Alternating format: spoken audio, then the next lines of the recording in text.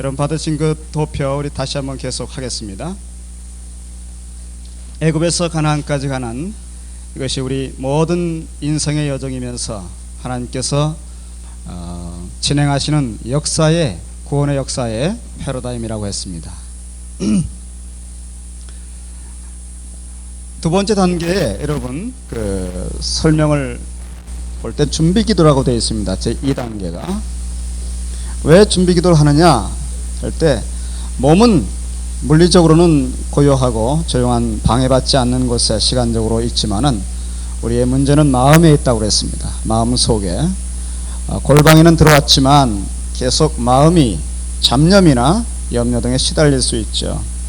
여러분 교재 그 보시면은 5쪽에 여러분 교재 5쪽에 골방에는 들어왔지만 계속 마음이 잡념이나 염려 등에 시달릴 수 있는데 이것을 극복하고 본격적으로 하나님의 임재 속에 들어가고자 하는 것이 준비기도 하는 것입니다. 그래서 애굽을 떠나 광야에 들어온 후에 계속 애굽의 떡 생각에 빠지거나 염려, 이 광야는 여러분 하나님만 의지하고 사는 거기 때문에 우리가 내적으로 어린아이 같으면 하나님 아버지를 의지하는 힘이 약해요. 그래서 자꾸 눈에 보이는 걸 의지합니다. 그러니까 눈에 보이는 게 광야에 없거든요. 그러니까 생각으로 자꾸 떡이 있어야 되는데 그러니까 옛날에 살던 방식을 되새기면서 그렇게 하면 살았거든요. 떡 먹으면 살았어요. 그리고 좀 채찍 맞고 힘들었지만 그렇게 그냥 애쓰면 수고하면 그래도 먹고 살았어요. 그러니까 그거밖에 배운 게 없어요 몸에. 그러니까 그렇게 수고하려고 해도 광야는 일할 곳이 없습니다. 광야는 정말 아무것도 내 힘으로 살아갈 수가 없습니다. 학력이 있어도 소용없죠. 미모가 있어도 소용없죠. 뭐 심심하다고 TV를 볼 수 있습니까? 드라마가 있습니까? 하나님의 성막 외에는 의지할 것이 없는 것입니다. 그래서 하나님이 믿어지지 않으면 끝없는 염려와 근심이 여기서 나옵니다. 견딜 수가 없어요. 지루해서. 이것을 극복하고 본격적으로 하나님의 임재 속에 들어가려면 떡 생각에 빠지거나 염려에 사로잡힌 이스라엘이 온전히 하나님의 임재와 그분의 음성을 듣기 위해서 어떻게 하느냐? 내 내면 세계의 문제, 이 모든 그 출처가 어디냐면 애굽이에요, 여러분. 그렇죠? 광야에서 생각하는 모든 염려와 떡의 근원은 애굽입니다. 그들이 과거에 있었던 건 애굽밖에 없어요. 다시 말하면 하나님을 떠난 세상적인 삶의 방식에서 나오는 그 뿌리에서 나오는 것들입니다. 여러분 복잡하게 생각하지 마세요. 거기가 뿌리입니다. 아시겠습니까? 우리 인생 살아가면서 우리가 가지는 모든 염려와 근심과 상처의 뿌리가 어딥니까? 세상입니다. 그래서 여러분이 그 처음에 애굽이라고 하는 하나님을 떠난 세계에서 어떻게 나왔습니까? 유월절 양이 흠없는 제물이 대신 죽어줌으로 나왔죠. 그 방법이 하나님의 방법이에요.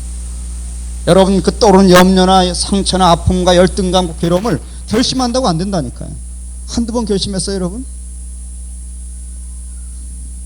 결심해서 안 되니까 술을 먹잖아요. 되게 잊어버리려고 아예. 근데 잠깐 잊어버리는 거 아니에요. 그렇죠? 근데 애굽에서는 술도 없다니까. 얼마나 괴롭습니까? 그래서 하나님의 방법을 써야 돼요. 여러분 잠깐 우리가 그걸 잊어버리고 막 쏘다니고 쇼핑 가고 뭐 파마하고 뭐 이런 식으로 해서 잊어버리는 건 아니요. 그거는 정말 인생을 허비하는 것이죠. 어떻게 하느냐? 죽어야만 거기서 자유가 있죠. 아시겠어요? 언제나 하나님의 방법은 죽음을 통과합니다. 그래서 제단에 가가지고 하나님의 지성소의 임재 속에 들어가려면 애굽이라고 하는 곳에서 나오는 모든 그 뿌리를 다시 애굽에서 나올 때처럼 똑같은 방법으로 흠없는 제물과 함께 죽어야 되는 거예요. 이거는 이제 물리적인 출애굽이 아니라 내면적인 출애굽이에요. 우리의 사로잡힌 노예화된 마음, 내적인 마음이 하나님께로 나아가고자 또 한 번의 출애굽을 하는데 똑같은 방법을 사용해. 흠없는 제물과 함께 죽어야 돼.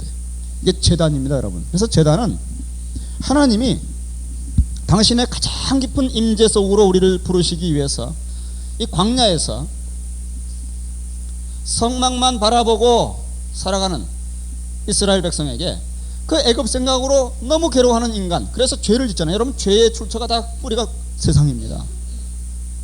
이 잘못된 것을 섬기고 의지하고 하나님 아닌 것들을 숭배하고 물질을 의지하고 인간을 의지하고 여기서 다 상처를 받고 그것에 의지해 살던 그 모든 것이 죄를 짓습니다. 그러면 제단과 이 성막에는 두 개의 초점이 있어요. 여러분, 성막을 기하학적으로 보면은 정확하게 이렇게 대각선을 그어서 보면 두 개의 초점의 자리에 제단이 놓이고 또 한 반대편에는 이 법궤가 놓여집니다. 제단에서 법궤까지 이동하는 게 인간의 모든 인생의 걸음걸이에요. 이 제단이라고 하는 것은 애굽적인 삶의 뿌리에서 나온 모든 내 마음의 상처, 염려, 죄, 하나님과 가로막힌 것, 이런 것들을 여기 이러한 것들에 사로잡힌 것이 바로 애굽의 노예살이였는데 이 노예된 삶, 죄의 노예라고 그랬잖아요. 죄의 종이라고 그랬거든요, 우리에게. 거기서 다시 자유케 되는 것은 똑같은 방법을 쓰는 거예요. 흠없는 재물, 탐임한 흠없는 재물이 대신 죽어주는 공로에 힘입어야 돼. 그래서 그거를 하나님이 제단에서 우리에게 주신 거예요, 그 길을. 그래서 죄로 인해 시달리는 죄의 종이 된 사람, 그 상처와 염려와 그 시달리는 사람은 이 조용한 광야와 골방에서도 끝없는 세상에 사로잡혀 있는 이 사람은 어떻게 하느냐? 제단에 가는 것입니다. 여러분, 제단은 십자가죠. 십자가. 신약에서는 십자가입니다. 이 십자가 앞에 가는데 우선 구약에서는 제단이라고 그랬죠. 흠없는 제물, 그것은 바로 예수 그리스도의 제물됨의 모든 것을 예표하는 것이죠. 거기서 번제를 바칩니다. 완전히 자기를 부인하는 것이에요. 그 제물이 완전히 각이 떠지듯이 나라고 하는 존재가 완전히 부인되는 것입니다. 그리고 그 제물 각을 떼서 완전히 그 번제단을 올려서 태워서 하나님께 올리는 거예요. 그러니까 나를 완전히 부인하는 거예요. 그리고 온전히 주 앞에 헌신하는 거예요. 이 자기라고 하는 것이 문제인데, 이 자기가 완전히 각이 떠져서 죽고 하나님께 드려져야 휘장이 열리는 것입니다. 하나님 임재가, 하나님의 세계가 열려요. 그 다음에 내 마음에 죄라고 하는 게 생각나면 자꾸 이것에 죄책감에 시달리는 사람은 그 속죄제를 드려야지. 내 대신 흠없는 제물이 죽어주는 속죄제, 그렇죠? 예수 그리스도를 의지하고 우리가 드리는 기도가 그런 것이에요. 때로는 번제를 드립니다. 때로는 속죄제를 드립니다. 너무 죄책감 때문에 그 큐티가 안 되면. 그 다음에 속건제를 드리는 게 있어요. 속건제. 여러분, 속건제는 다른 사람을 해치고 아프게 한 것들에 대한 회개의 고백이에요. 화목제는 감사에 대한 하나님에 대한 표현이에요. 여러분, 하나님의 임재 속에 들어갈 때 우리가 감사를 표현하면 아주 깊어져요, 관계가. 그러니까 긍정적으로 하나님과 기뻐지는 거예요, 감사를 표현하면. 우리가 사랑한다고 고백할 때 더 친밀해지고 신뢰하게 되고 하는 것처럼, 그러니까 하나님과의 관계는 부정적인 것을 제거하고 긍정적인 것을 심화시키는 거예요. 우리가 준비기도 하면서 그렇게 하는 거죠. 그 다음에 소제를 드리는 것은 헌신의 의미인데 이것은 다른 제사와 함께 섞어서 드립니다. 자, 이렇게 여기서 이러한 제사를 드려서 뭐 하느냐? 죽는 거라니까. 그렇죠? 애굽에서 노예살이 할 때 어떻게 나왔습니까? 죽어서 나왔다니까요. 우리는요, 내 힘으로 할 수 있는 게 아무것도 없어요. 너희가 나를 떠나서는 아무것도 할 수 없다는 거예요. 이걸 모르고 사람들이 수고하고 무거운 짐을 지고 애쓰며 살아갑니다. 이런 자기중심으로 살아가는 사람들은 종교도 자기중심으로 이용을 합니다. 하나님을 이용해서 내 꿈을 이루려고 해요. 그리고 큐티도 내 힘으로 하려고 해요. 굉장히 힘듭니다, 여러분. 그러면 그것이 죽어야만 하나님의 권능으로 나올 수 있어요. 정말 큰 일은 하나님만 할 수 있어요. 그리고 홍해라고 하는 걸 우리가 어떻게 건넙니까? 하나님의 권능의 바람이 와서 그걸 갈라내니까 그게 열리는 거죠. 그것도 우리가 세례받는 것을 상징하듯이 죽는 거라니까요. 그러니까 죽음으로부터 또 죽음으로부터, 다음에 우리의 내면 세계 깊이의 모든 문제도 또다시 그분의 죽음에 우리가 은혜를 입어서 계속 앞비월 1월달, 인생의 역사적인 1월달, 그 다음에 내면 세계의 주를 향한 걸음걸이와 여정, 주를 향해서 계속 깊어지고 그 넓이와 깊이와 높이를 알아가는 정결함을 얻는 것, 내면 세계의 성숙됨, 우리 인생의 연륜이 더할수록에 내면의 깊이를 성숙하게 해야 되는데, 사실 예수 믿고 살아가는 것은 오래됐지만 그렇지 못할 수 있어요. 그 뭐냐면 자기를 부인하지 않아서 그래요. 이 자기를 부인하는 것도 깊이가 달라요. 어떤 때는 정말 깊은 고백을 할 때가 있고 살짝 고백할 때가 있어요. 그러니까 우리가 평생 주님과 더불어 그 십자가에서 날 위하여 죽어주신 그 죽음의 깊이와 높이와 넓이에 계속적으로 참여하면서 주님의 부활의 깊이와 높이와 넓이에 그 영광에 나아가는 것입니다. 그건 세세토록 다 이루지 못하는, 도착하지 못할 길이지만 세세토록 우리는 주님을 이렇게 따라가는 것이에요.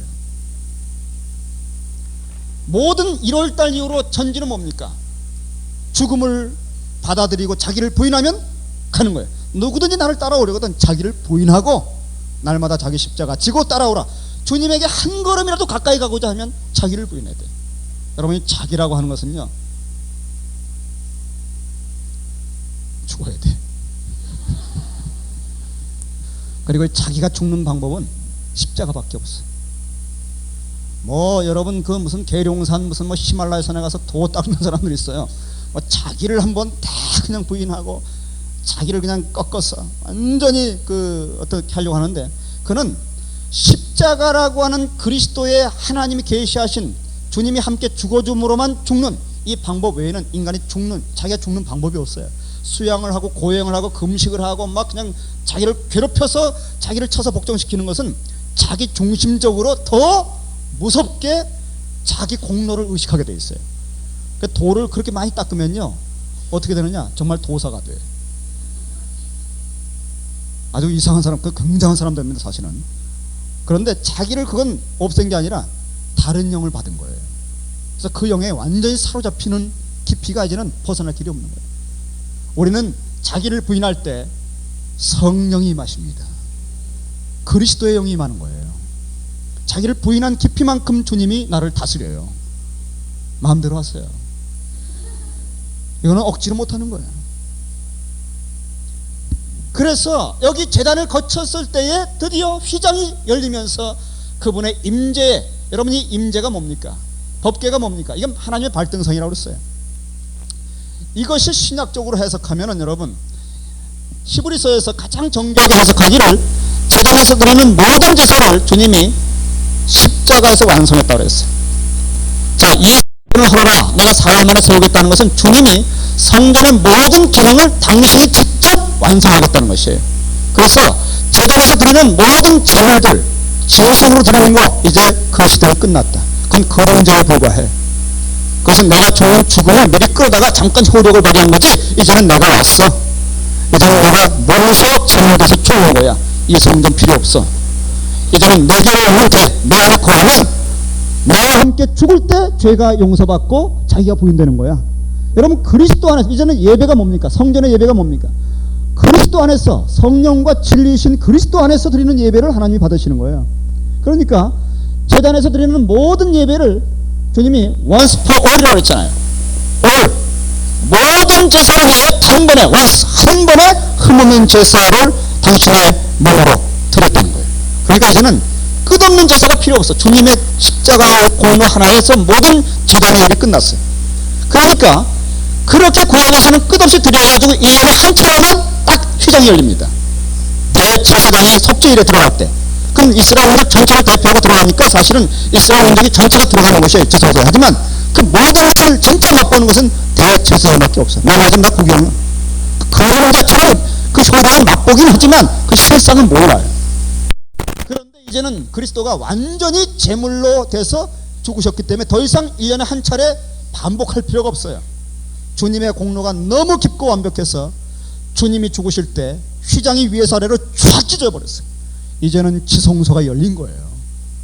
그리고 주님의 공로가 얼마나 강력하고 깊고 넓은지 이제는 대제사장만 들어가는 게 아니라 남녀노소 누구라도 그리스도의 십자가의 공로에 힘입어 자신을 내려놓으면 휘장이 1년에 한 차례가 아니라 아침마다 매일 원하시면 밤에도 언제라도 그 하나님의 가장 놀라운 임재의 가슴 속에 여러분이 들어가서 주님과 얼굴을 마주하고 대화할 수 있어요.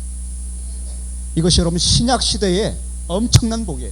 신약시대는 우리가 다 왕같은 제사장이에요. 우린 대제사장이 누리던 걸 다 누려. 여자도 남자도 다 아이들도. 지금은 이 지성소의 복이 임하기 때문에 조금만 기도하면 성령의 은사가 막 임해요. 하나님이 임재하신 곳에 복이 임하는 거예요.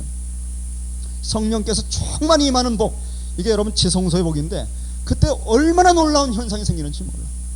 내가 왕같은 제사장이 된다는 것은, 에베소서는 이러한 사실을 해석하기를, 우리가 그리스도와 함께 십자가에 죽었으면 그리스도와 함께 살아가지고 그리스도와 함께 하늘 보좌에 올라갔다는 게 지성소에, 하나님 보좌가 지성소입니다. 여러분, 우리는 이미 그리스도와 함께 죽었고 하나님 보좌에 앉혀진 거예요. 우리 시민권은 거기 있어요.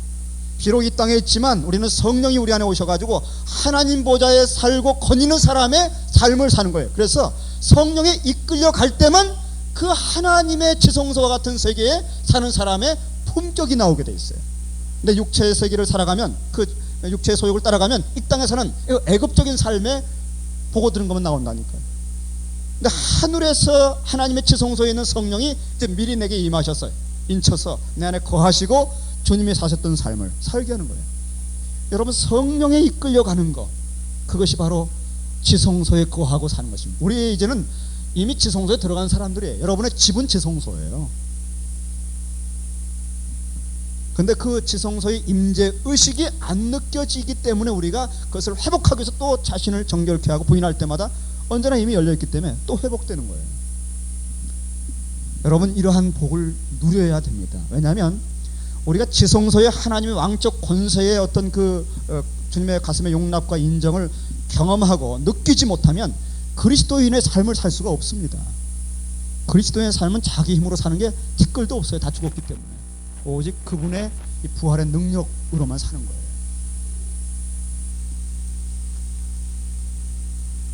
자, 그래서 2단계가 뭐겠습니까? 여러분, 교재 6쪽에 준비기도가 바로 그것이에요. 큐티하기 전에 조용한 골방에 분위기 잡고 있지만은 마음속에 너무나 분주하고 염려하니까, 애굽적이니까 그것을 준비기도 하는 것인데, 준비기도는 십자가 앞에서 하는 것이에요. 제단에서. 여러분, 성막에 딱 들어서면 휘장을, 포장된 정문의 휘장을 지나가서 그 성막에 딱 들어서면요 무서운 일을 당합니다. 왜냐하면 그 햇빛에 반사돼서 번쩍거리는 놋재단이 딱 앞에 버티고 있어요.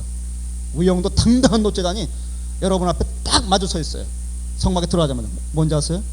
너 죽어, 이거예요. 네가 나를 건너서 너 저 건너 하나님 임재하신 아버지의 처소, 주님의 처소인 지성소에 들어가기를 원하니 나를 통과해야만 할 것이다.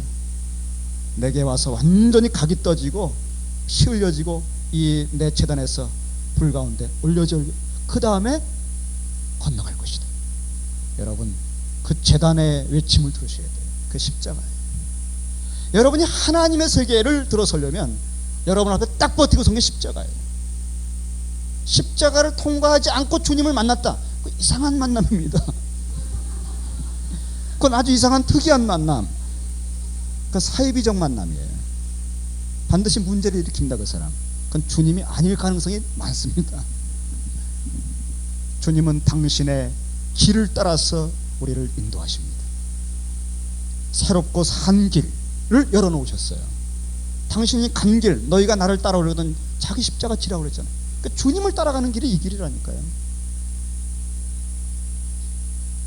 우리 속에 있는 내면에 있는 염려와 모든 근심과 상처의 뿌리는 바로 애굽적인 노예 근성이고, 하나님을 떠난 삶, 그 뿌리 더 깊은 것은 한마디로 죄입니다. 여러분, 그것은 자기라고 하는 것에서 나오는 것이고, 자기 부인은 십자가 외에는 자기를 제거하는 하나님의 신적 장치가 없다는 걸 아셔야 돼요. 그런 의미에서 준비기도의 목적은 뭐냐? 세속적 애굽적 염려와 상처, 죄 등을 제단에서 해결하고 하나님의 임재와 하나님과의 교제, 그분의 음성을 듣는 지성소에 들어갈 준비를 하는 것이죠. 바로 이래서 기도의 내용이 십자가를 받아들이는 기도예요. 내 원대로 마옵시고 아버지 원대로 되기를 원한다. 아버지 원이 뭡니까? 십자가를 받아들이는 거죠. 내 원이 뭡니까? 십자가 앉는 거죠. 앉으면서도 그런 큰 일을 할 수 있는 길이 뭡니까? 앉으면서도 주님의 일을 잘하면 될 거 아니겠습니까? 그런데 아니었어요. 그 길은 그렇게 갈 수가 없었어요. 결국은 십자가를 받아들이고 부활로 나아가셨어요. 그러니까 십자가를 통과하지 않고 가는 길이 없다니까. 주님이 길이고 진리고 생명이라면 이 길로 가는 게 아마 좋을 것입니다. 주님보다 먼저 온 것은 도적입니다. 그건 문이 아닙니다. 주님만 여러분을 인도하실 수 있어요. 그분만 목자입니다. 그분은 생명길로 인도합니다. 야, 그렇게까지 할 거 없어. 이렇게 해봐. 그거는 아닐 수 있어요. 정직하게. 자, 그래서 읽기와 묵상은 뭡니까? 여러분, 어디서 우리가 기록된 말씀을 읽어요? 기록된 말씀에 아주 최초로 하나님이 육성으로 말해서 친히 손가락으로 기록하신 그 성경이 뭔지 아세요? 그게 십계명이에요. 하나님께서 처음 쓰신 성경, 직접 말씀하고 기록하신 거, 돌판에 쓰신 십계명이에요. 그 십계명은 모세경 전체 사상이 딱 요약된 것이에요. 그것이 기록된 말씀, 그것이 어디 있느냐? 지성소에 있습니다. 우리가 여러분 하나님의 말씀을 읽을 때 지성소라고 하는 자기를 부인하고 자기 마음대로 해석하고 자기 중심적으로 해석하는 그게 다 제거된 다음에 마음을 다 열고 성령의 임재와 인도를 따라서 그 말씀이 들려져야 하나님의 살았고 운동력 있는 말씀으로 내가 완전히 변하는 것이에요. 그런데 마당에서 읽어보세요. 마당만 받는다 그러죠. 분위기만 큐티하듯이 잡아가지고 무늬만 큐티 들어보셨습니까? 분위기만 조용한다고 큐티가 되는 게 아니라 성령의 임재가 있어야 돼요. 성령의 임재는 자기를 부인한 사람에게 열리는 그 새로운 세계예요. 그 임재의 분위기 속에서 기록된 말씀을 읽을 때 하나님께서 말씀하기 시작합니다. 그래서 여러분이 법궤는 그 지성소 중심부에 딱 놓여져 있어요. 거기서만 그 말씀은 그 놀라운 살았고 운동력 있는 말씀의 권능을 우리에게 체험시켜 줄 것입니다. 읽기와 묵상은 바로 그렇게 임재 속에서 진행되죠. 그런데 예수께서 오셔서 제단에서 드리는 모든 제사를 십자가에서 다 이루심으로써 지성소 휘장을 열어놓으셨다. 다 치렀다. 주님 외치셨죠. 따라서 예수 그리스도의 십자가 공로를 의지하고 준비기도 하면 날마다 누구라도, 이게 참 복음이에요. 구약에서는 여성들은요 숫자도 안 칩니다. 여기는 사람이 별로 없어요. 남자만 몇 명의 숫자입니다. 정말. 그런데 주님께서 오셔서 남녀노소 모두에게 열려진 이 성령이 임재와 기름 부음이 오순절날 나왔어요. 오순절은 여러분 지성소가 열린 거예요. 하늘에 모든 걸 쏟아 붓는 거예요. 그리고 이 땅에서 살지만 지성소의 왕적 권세로 살아가는 사람이 이 땅에서 어떻게 살아가는지를 보여주는 거예요. 말 한마디도 성령의 말하계심을 따라서 말하면서 하나님의 임재 속에 거하는 사람들이 어떻게 왕적으로 살아가는가, 만물을 통치하면서 살아가는 걸 보여주는 거예요. 이게 사도행전이에요, 여러분. 그런 하나님의 지성도적 삶이 딱 이 땅에 구현된 게 교회입니다, 여러분. 교회는 성령의 공동체라고 그러잖아요. 교회에서는 하나님 나라에서 있는 것처럼 교제하면서 섬기면서 그런다고 그러잖아요. 그렇죠? 초대교회가 그랬잖아요. 이게 하나님 나라를 미리 딱 뽑아다가 이 땅에다가 심어놓은 거 아니에요. 교회 속에서는 우리가 이런 경험을 하는 거 아니겠어요? 교회 속에서는 하나님 말씀이 성령의 임재가 가운데 살았고 운동력 있는 말씀으로 체험되고 묵상되고, 우리가 말할 때 주의 말씀이 우리 안에 풍성히 거해서 우리가 서로 권면하고, 우리가 한 말 한마디 한마디가 그렇게 참 타당하고 고개를 끄덕일만 하고, 박 집사님이 얘기해도 참 순종할 만하고, 김 집사님 얘기해도 순종할 만하고, 서로 말하면서 그러면서 고개가 아파서 참 못 듣지. 이럴 때 우리가 서로를 키우고 지체가 서로가 하나가 되어서 이 하나님 나라를 이 땅에서 누리는 거 아니겠어요?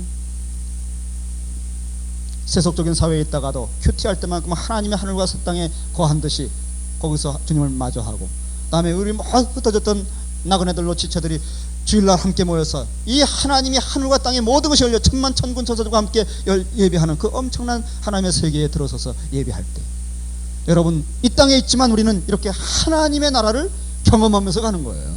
우린 지성소에 있고 시민권이 하늘에 있기 때문에 그걸 경험하면서 누리지 않으면 이 땅의 세속적인 세력, 애굽의 세력이 끝없이 우리를 장악해버려요. 우리를 끝없이 전화가 오잖아요. 끝없이 우리에게 그런 자극이 오잖아요. 참 여러분, 그 요즘의 드라마는 다 그렇습니다. 아름다운 날들, 아름답지 않습니다, 여러분. 이런 것들을 우리가 묵상하는 것도 때론 필요하지만 전략적으로 필요해요. 영화도요, 저는 가끔 봐요. 하지만 진짜 드라마는 성경의 이 엄청난 위대한 구속의 드라마예요. 이 속에 나는 주인공이에요. 여러분, 왕같은 제사장으로 여러분의 몫이 있어요. 여러분이 성령이 임하면 여러분을 부르신 거예요. 이 일에 동참한 거예요. 여러분이 지체가 돼가지고, 그러니까 하나님 나라를 우리가 함께 막 만들어가는 거예요. 현실적으로 우리는 드라마의 주인공들입니다. 여러분, 이 위대한 드라마에, TV의 드라마, 그 우스운 겁니다. 정말 그건 아주 왜곡되고 이상한 드라마들이에요. 창세기에서 계시록까지 이 위대한 드라마를 우리가 쫙 묵상하면서 그 속에 내가 성령 안에서 참여했다. 이 참여하는 삶은 하루 종일 묵상을 사는 거, 큐티. 하루 종일 하나님 세계 속에 사는 거. 그러면서도 현실을 여호수아처럼 담대하게 변화시켜 갈 수 있는 거. 그래서 매일매일 이러한 하나님의 지성소에 거했다가 나오는 거. 자, 그래서 날마다 누구라도 하나님의 임재와 교제 속에 들어갈 수 있게 되었다. 이것이 큐티 체험이 매일 가능한 신학적인 근거입니다. 성경적인 신학적인 근거죠. 그런데 이렇게 참 깊은 하나님의 임재와 그 속에 주님을 마주하고 그 하나님 보좌에서 주님을 배웠고 계시록에 있는 그 체험처럼 찬양을 드리고 그 은혜를 체험하고 말씀을 듣고 너희가 내 안에 거하고 하나님의 임재 속에 딱 거하고 있으면요, 잠시 후에 주님 좋아하고 바라보고 사랑하고 고백하고 있으면 내 말이 너희 안에 거하면, 그래, 하나님의 임재 속에 주님의 포도나무 되신 주님 속에 깊이 거하고 있으면 주님께서 당신의 가슴 속에 있는 말을 나한테 딱 하셔요. 그 말은 내 속에 깊이 묵상으로 거하게 돼요. 그 말이 내 안에 거합니다. 이렇게 주님 안에 거하면 주님의 말씀이 내 안에 거하게 돼 있어요. 들려주시고, 그럼 그 말씀을 붙들고 무엇이든지 원하는 대로 구하라는 거예요. 그러면 이룬다는 거예요. 여러분이 큐티하면서 들은 말씀은요, 그건 엄청난 말씀입니다. 그건 천지가 창조되는 것입니다. 거긴 권능이 있고 지혜가 있고 목표가 있고 비전이 있고 하나님이 응답하려고 약속하는 것이기 때문에 그런 말씀은 필사적으로 구하세요. 그 말씀이 아무리 크고 아무리 엄청나도 상관없어요. 그건 이루어져요. 정말 믿음의 분량만큼인데 하나님께서는 가끔 좋은 말씀, 일상적인 말씀도 하시지만 어떤 때는 생애를 걸만한 말씀들 하셔요. 그건 여러분 횡재입니다. 횡재. 우리가 주님 안에 계속 거하고 있는 삶을 살다 보면 주님이 가슴속에 비밀들을 말씀합니다. 내가 알지 못하는 크고 비밀한 일도 말씀해 주셔. 우리를 친구로 여기시고, 무엇을 숨기랴?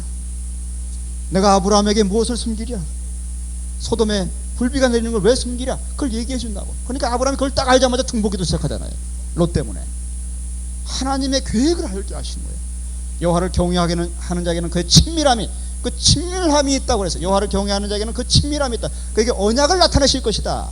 10전 25편에 그 친밀함이라고 하는 단어가 소드라고 하는 단어예요. 시브리어로. 뭐 참고로 말씀드립니다. 이 소드라고 하는 것은요, 어전회의입니다. 어전회의. 여러분, 선지자들이 어떻게 예언하는지 아세요? 하늘 보좌의 영으로 가서 하나님이 의논하시는 것을 다 듣고 그 비밀을 땅에 와서 선포하는 게 선지자들의 사명이에요.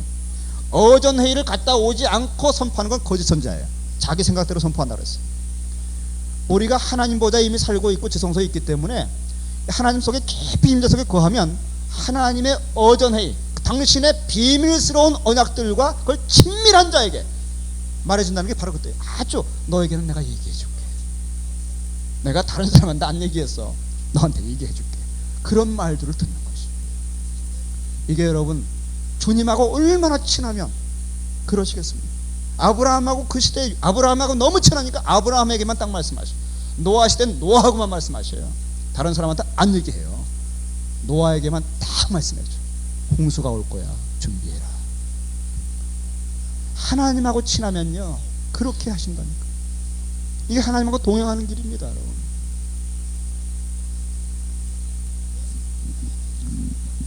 시간 있으면 간증도 많이 좀 하면 좋겠지만 이 시간 이후에 간증들이 이제 나올 겁니다. 우리 여성 사역자들이 어떻게 큐티를 체험하는지 이제 좋은 간증들을 여러분이 듣게 될 것입니다. 이렇게 하나님 속에 거하고 말씀을 읽고 읽는 중에 내게 주시는 말씀을 듣고 깊이 내가 묵상할 때 내가 주 안에 거하고 주의 말씀이 내 안에 거하면 이제 그 말씀을 붙들고 이루어질 것을 기대하는 설레는 가슴으로 기도하면서 이제 현실에 나와서 삶을 적용하는 것이죠. 여러분, 이것은 이미 우리가 제단에서 죽었기 때문에, 그리고 주님 안에 들어가서 임재 속에 거하기 때문에, 여러분 이 자체가 제단에서 들어가서 죽고 하나님의 임재 속에 거하는 거, 이 자체가 이미 예배라고 하는 거 아시죠? 이 성막에서 들어가는 모든 것은 예배입니다. 예배. 내가 죽는 것도 예배예요, 여러분. 내가 죽는 것도 예배적 깊이에서 나오는 것이고, 내가 부활로 살아서 주의 보좌의 임재에 거하는 것도 산제사예요. 그리고 그게 내게 주신 말씀을 이제 죄로 묵상하면서 현실로 돌아와서 다시 그걸 살아내는 거, 이건 산제사입니다. 바로 이것이 산제사적 삶을 그날 하루 사는 것이에요. 하나님이 내게 주신 임재의 힘으로 그 말씀이 천지를 창조했듯이 새로운 하루의 삶을 창조해 나가는 것이에요. 그 말씀 듣기 전에 전혀 내가 그렇게 살 줄을 몰랐는데 오늘 하나님이 내게 뜻하신 대로 내가 안고 일어서며 새로운 삶을 창조하는 것이에요. 이게 산제사입니다. 하나님은 이걸 볼 때 보기에 참 좋다라고 창세기 했던 말들은 그처럼 만족해 하시고 영광을 받으시고 예배를 받으시고 존귀를 받으시는 거예요. 우리의 삶이 하나님께 그렇게 드려준다는 거예요.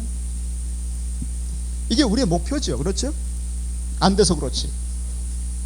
그런데 보세요. 이렇게 지성소에 거하고 있다가 이제 나와서 이스라엘은 진 가운데 삶을 살듯이 그 궁극적인 목표는 현실로 돌아오는 것이에요. 성막을 나와서 어디로 갑니까? 요단강을 건너가는 것입니다. 그래서 하나님이 내게 주신 말씀을 잘 묵상하면서 그 말씀대로 하나님의 뜻을 구현하는 것이 여리고를 깨트리고 가나안 땅에 하나님의 세계를 건설하는 것이에요. 그 당시에 가나안은 너무나 세속적이에요. 여러분, 바로 애굽처럼 고대 건너는 다 마찬가지예요. 그러니까 광야라고 하는 곳에서 하나님의 세계를 깊이 체험하고 나서야 하나님의 뜻대로 현실을 살 수 있는 것이에요. 그런데 대개 하나님 속에 거하고 있는 게 너무 좋아가지고 어떤 사람은 요단강을 안 건너가. 그냥 묵상만 해. 그게 너무 좋으니까 그것만 해도 좋거든요. 그리고 들은 말씀은 참 좋은 말씀이다, 좋은 말씀 깨달았다, 그럼 머물러 있어요. 그게 아닙니다, 여러분. 그 말씀은요, 씨는 뿌려야 결실하는 거예요. 그걸 쥐고만 있어도 좋아요. 때로는 야, 이게 참 귀한 거다. 이게 뭔지 알아? 이게 뭔지 알아? 이게 겨자씨야. 참 좋아. 구경만 하고 있으면 아무것도 일어나지 않아. 한 알의 미랄이 땅에 떨어져 죽을 때 많은 열매를, 근데 그건 또 죽는 거잖아요, 여러분. 그렇죠? 요단강을 건너가는 삶의 말씀을 적용하고 실천하는 것은 또 한 번의 죽음이에요. 자기 부인이에요. 이게 자기 희생, 내가 손해볼 것 같은데 자존심 있는데 이것 때문에 못한다니까. 또 한 번에 자기를 내려놓고 말씀을 성육화해내는, 거기에 나를 맡기는 것, 이거 또 한 번 맡겨야 돼. 그래서 그 적용기도 할 때는 내 능력으로 하는 거 아니니까 무엇이든지 원하는 대로 구하라고 그랬잖아요. 필요한 건 다 구하세요. 여러분 힘으로 하려고 하지 마시고 적용을, 주님 어떻게 적용할까요? 무엇을 적용할까요? 이걸 구체적으로 구하세요. 여러분의 믿음만큼 주실 겁니다. 걱정하지 마세요. 이 적용 때문에 염려하는 분이 많아. 염려하지 마세요. 적용도 주님이 하시도록 맡기세요. 적용의 힘도 구하시고 요단강을 건너가십시오. 그리고 이제는 그 떠났던, 홍해를 건너 떠났던 그 세계에 들어서십시오. 그래서 말씀을 선포하고 삶으로 구현할 때 여리고가 무너질 것입니다. 여러분, 이것이 이스라엘 역사 전체, 성경 역사 전체의 흐름인데 바로 이것이 내 하루의 또한 걸음걸이에요. 우리의 모든 하루는 이렇게 하나님의 세계를, 하나님의 나라를 이루어가는 과정인 것입니다. 이걸 쉽게 더 말씀드릴게요. 자, 애굽이라고 하는 것을 떠납니다. 애굽이라고 하는 게 뭡니까? 우리의 일상적인 삶이죠. 세속적인 삶인데, 골방에, 광야에 들어가기 전에는 아침에 일어나서부터 막 너무 짜증이 났어. 한 주부의 예를 들어보겠습니다. 한 짜증이 나가지고 막 정말 몸도 피곤한데 남편은 그냥 자기만 생각하고 뭐 이거 챙겨라 저거 챙겨라 하고, 또 애들도 뭐 그냥 아우성치고 그냥 다 떠나가서 지쳤어요. 정말 아침에 피곤하고 짜증이 나는데 설거지를 보니까 그냥 산더미 같이 쌓여있는 거지. 내 인생이 뭐냐, 내가 이렇게 살아야 되는 거냐 하면서 그냥 너무 그냥 낙심이 되고 우울해지고 하는데, 그래도 이제 큐티를 해야 되겠습니까? 오늘 정말 큐티를 할 마음이 아니네. 그러면서 이제 방에 딱 들어갔습니다. 하고 싶지 않아, 큐티가. 근데 그 조용한 방에 딱 들어갔는데 전화가 오는 거예요. 전화가. 저기 아마 내 친구 누구 아무개 전화할 거야, 박집사 전화할 거야. 맞아. 야, 오늘 어디 놀러 가면 좋겠는데. 그 유혹이 애국 군대처럼 따라오는데 그냥 큐티그 뭐고 다 집어치고 나가고 싶었어요. 전화 받고 한번 쇼핑이나 한번 하고 그러면 좋겠는데 그 용기를 가지고 다 끊어버렸어. 드디어 문을 잠그고 전화를 그냥 내려놓고 이제 골방에 광야에 들어가면 참 잘했죠. 자기를 부인하고 잘했어요. 들어가서 앉았는데 또 온 잡념이 이 떠오르는 것이 남편 얼굴만 떠오르고 괘씸하고 밉고 참만 내 인생 뭔가 자꾸 그런 생각이 떠올랐어. 거기서 또 좌절할 뻔했는데 큐티책도 보니까 까만 건 글씨고 하얀 건 여백이고 정말 재미없어요. 그래서 그냥 오늘은 그냥 몇 자 읽고 제껴버릴까 했는데 또 한번 주님의 은혜를 구하면서 그래 이 내 생각이 이게 성령의 생각이 아니지. 그러면서 주님 은혜를 주십시오. 내가 정말 기도할 수 있게 해주십시오 하면서 십자가를 붙들고 자기의 그 부족한 걸 다 고백을 하고 주께 맡기고 주님의 참 긍휼을 구하면서 기도하는 중에 눈물이 참 글썽거리면서 참 하나님의 긍휼로 은혜를 입었어. 그 순간에 하나님이 함께한다는 느낌이 들면서 지성소에 들어선 걸 알았어. 그러고서는 말씀을 딱 읽는데 세 번 네 번 기본을 읽는데 벌써 첫 번째 읽기부터 한 두세 절 읽었는데 벌써 그냥 마음에 와닿는데 막 눈물이 쏟아지는 거예요. 내 마음 다 하셨구나. 그러면서 그 말씀을 붙들고 계속 묵상하는데 울면서 감사하면서 또 생각하면서 막 성령이 은혜를 주셨어요. 그래가지고 주 안에 한참 거하다가 그 말씀을 딱 붙들고 기도하면서 이렇게 새롭게 살겠습니다 하고 다시 문을 열고 떠나왔던 문을 잠갔던 그 홍해를 요단강을 턱 열고 다시 현실로 돌아왔어. 돌아왔더니 여전히 쌓여진 그게 뭐지 설거지. 그런데 여러분 보세요. 이 하나님의 임재 속에 거하고 그 안에 깊이 거하고 포도나무 되신 주님으로부터 깊은 은혜와 그것을 공급받고 그의 음성을 듣고 정말 힘을 얻어서 다시 문을 열고 나왔을 땐 이게 홍해를 닫고 들어갔던 그때의 그 짜증나고 그런 게 아니라 그 참 짐스러웠던 설거지를 딱 보는 순간에 설거지여 내가 나를 기다렸구나. 내가 너를 정결케 하여 주리라.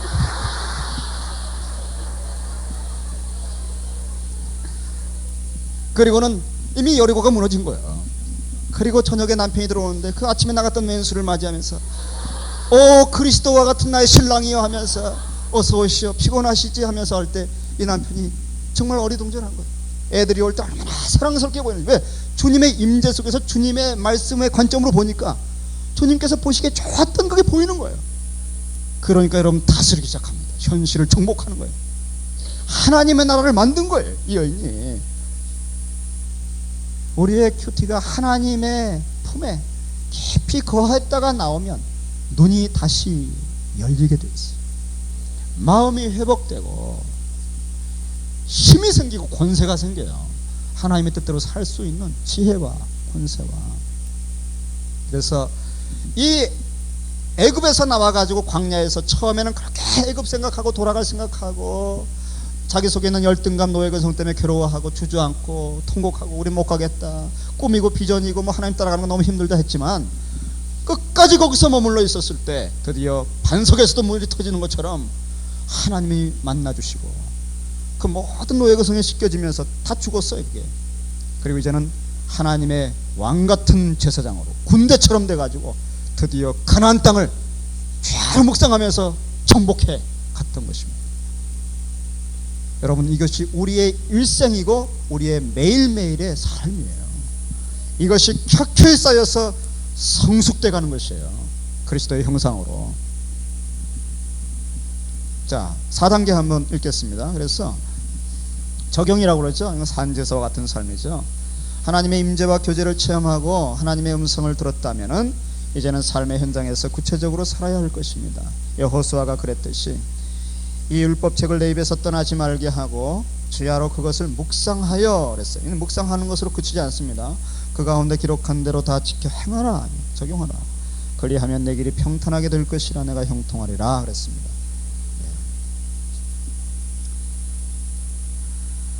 자 여러분 다음 장을 보실 때는 제가 따로 복사해 드린 거 한 장을 펼치십시오. 이 한 장 안에 다 들어 있습니다. 이제 이 지성소에 들어가기 위해서 성막, 그러니까 조용한 장소와 시간에서 성막에서 체험을 연상하시면서 우리의 어떤 진행이 이제 제단에서 십자가에서 준비 기도를 하는 것이고요. 거기서 목표는 자기 부인이에요. 그리고 자기를 온전히 드려서 주께서 원하신 대로 그대로 받아들이겠다는 마음을 회복하는 과정입니다. 그래서 첫 번째는 준비 기도고요. 그 준비 기도는 세 가지 요소를 가지고 있습니다. 그러니까 마음을 연다, 마음을 회복한다, 하나님의 음성과 말씀을 듣기 위해서 옥토로 기경한다.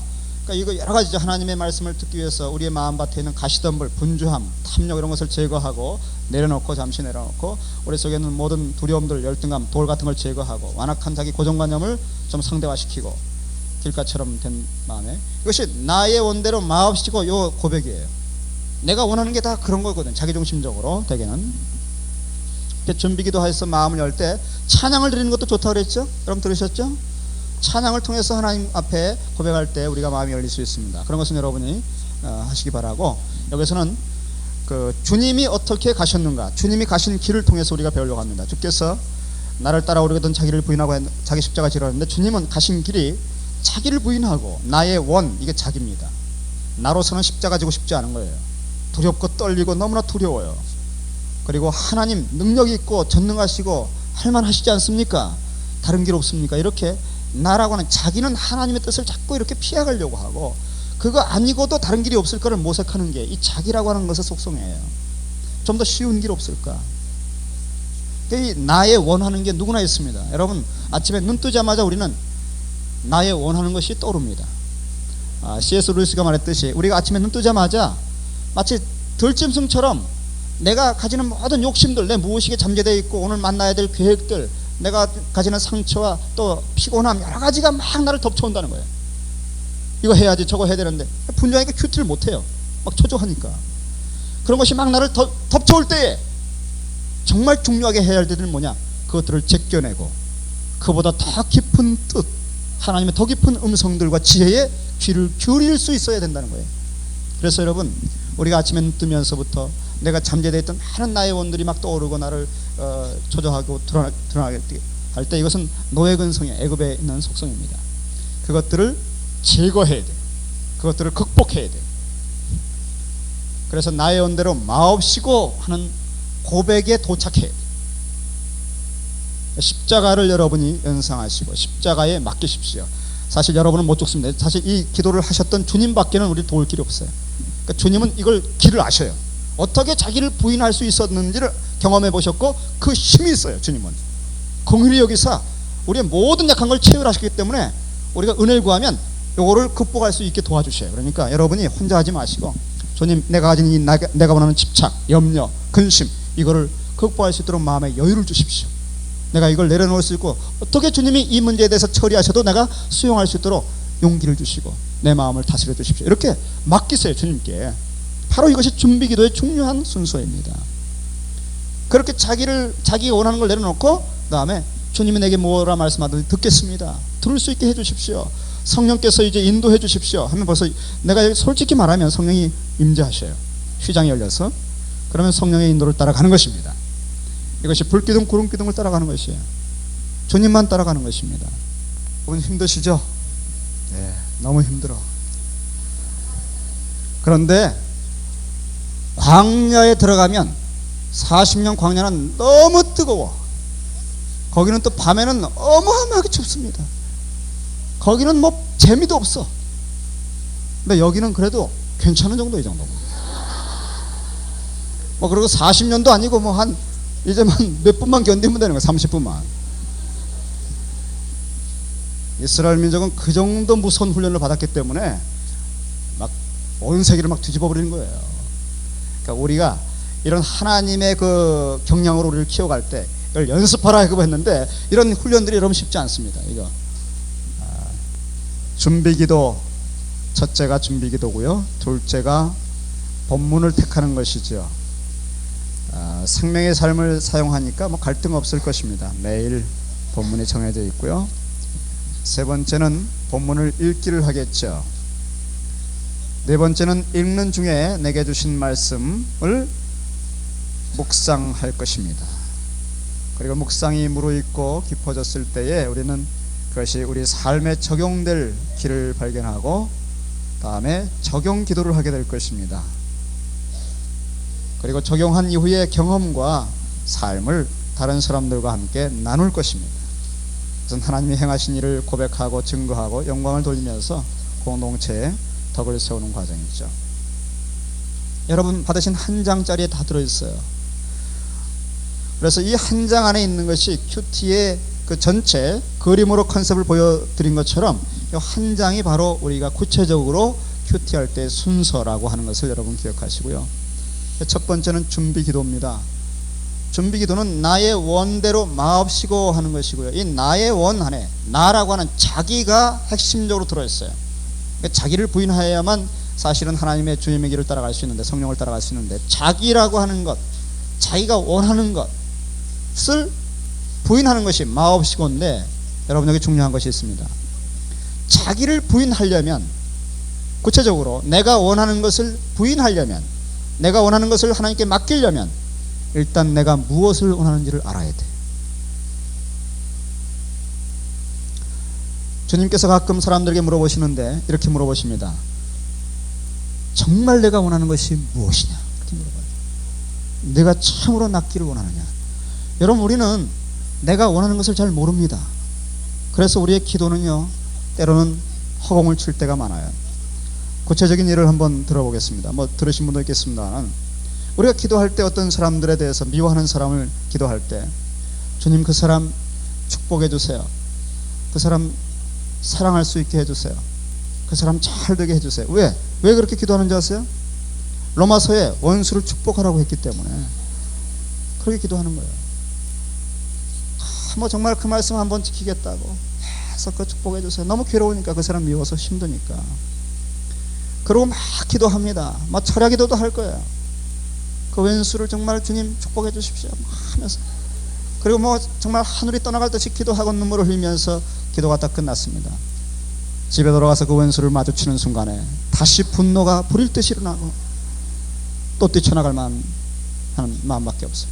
우리가 그렇게 기도했는데 왜 그럴까요?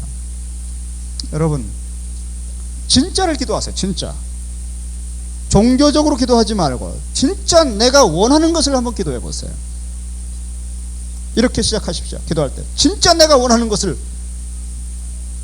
먼저 말해 보세요. 주님, 그 왼수 그 왼수 여러분이 그 사람 미운 대로 표현하셔야지, 그 왼수 하면서 아주 그 사랑스러운 표정하지 마세요. 그러니까 종교적인 가면을 쓰지 마세요. 너무 그 무리하게 이렇게 쇼를 하면 안 돼요. 그 왼수에 대해서 여러분 평소에 가졌던 표정 있잖아요. 왜 그걸 감추고 있지? 왜 그거는 싹 감추고 하나님 앞에서 안 그런 척 아주 그 좋은 표정을 짓죠? 여러분 진짜 모습 있잖아요. 그 왼수를 만나볼 때 그냥 이렇게 째려보고 했던 그 표정. 그러니까 여러분이 원하는 거, 주여 그 왼수, 그 왼수, 내 생에 이렇게 망가뜨린 그 왼수,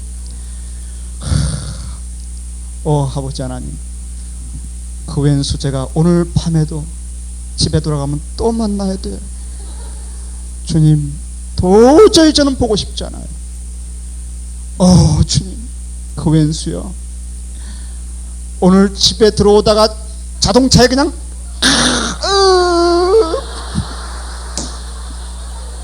여러분이 진짜 원하는 것을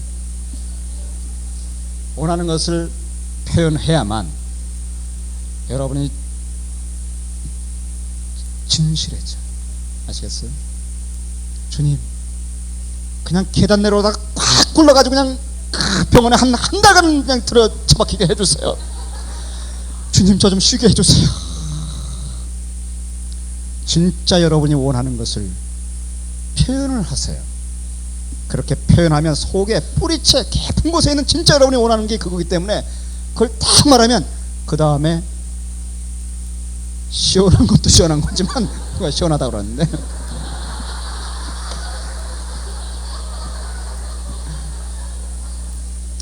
그렇게 말하고 나면 목이 터져라 아프게 부르질 필요 없어. 그렇게 몇 마디 정말 속삭이듯이 말해도 그렇게 말하면 그 말 딱 얘기한 다음에 눈물이 핑 돕니다.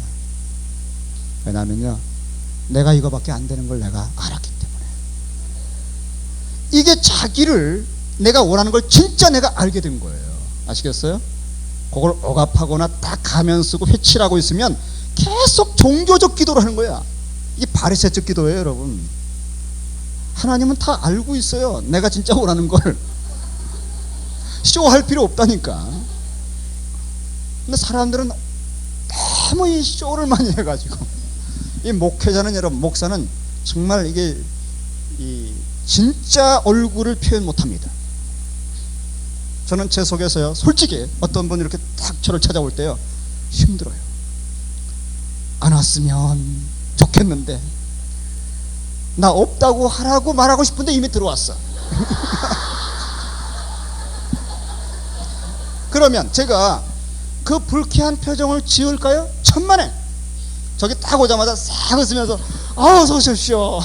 앉으십시오. 참 잘 오셨어요. 요새 어떻게 지내시나요? 정말 제가 염려하고 있는 거 아닙니다. 여러분, 어떡하겠어. 저는 주일날 하루 종일 웃다가 여기가 아파.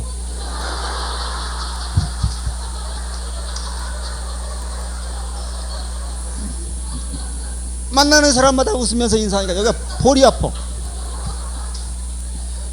이 웃는 게 내 체질이 아니거든. 이 근육이 아파.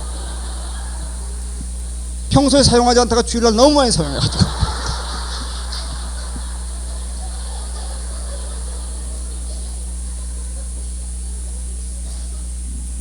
이 목회자는 가면을 쓰고 사는 것이 너무 오래되면 종교적 인간이 되어버려요.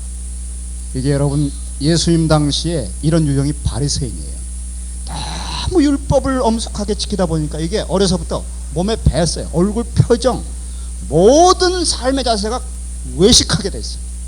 속은 썩은 무덤인데도 그럴듯이 앉고 일어서는 모습만 보면 너무나 거룩해. 그런데 여러분, 큐티할 때만큼은 하나님하고 나하고만 있으니까 그럴 필요 없어요. 그런데 평소에 너무 그렇게 살다 보니까 하나님한테도 쇼를 하는 거예요.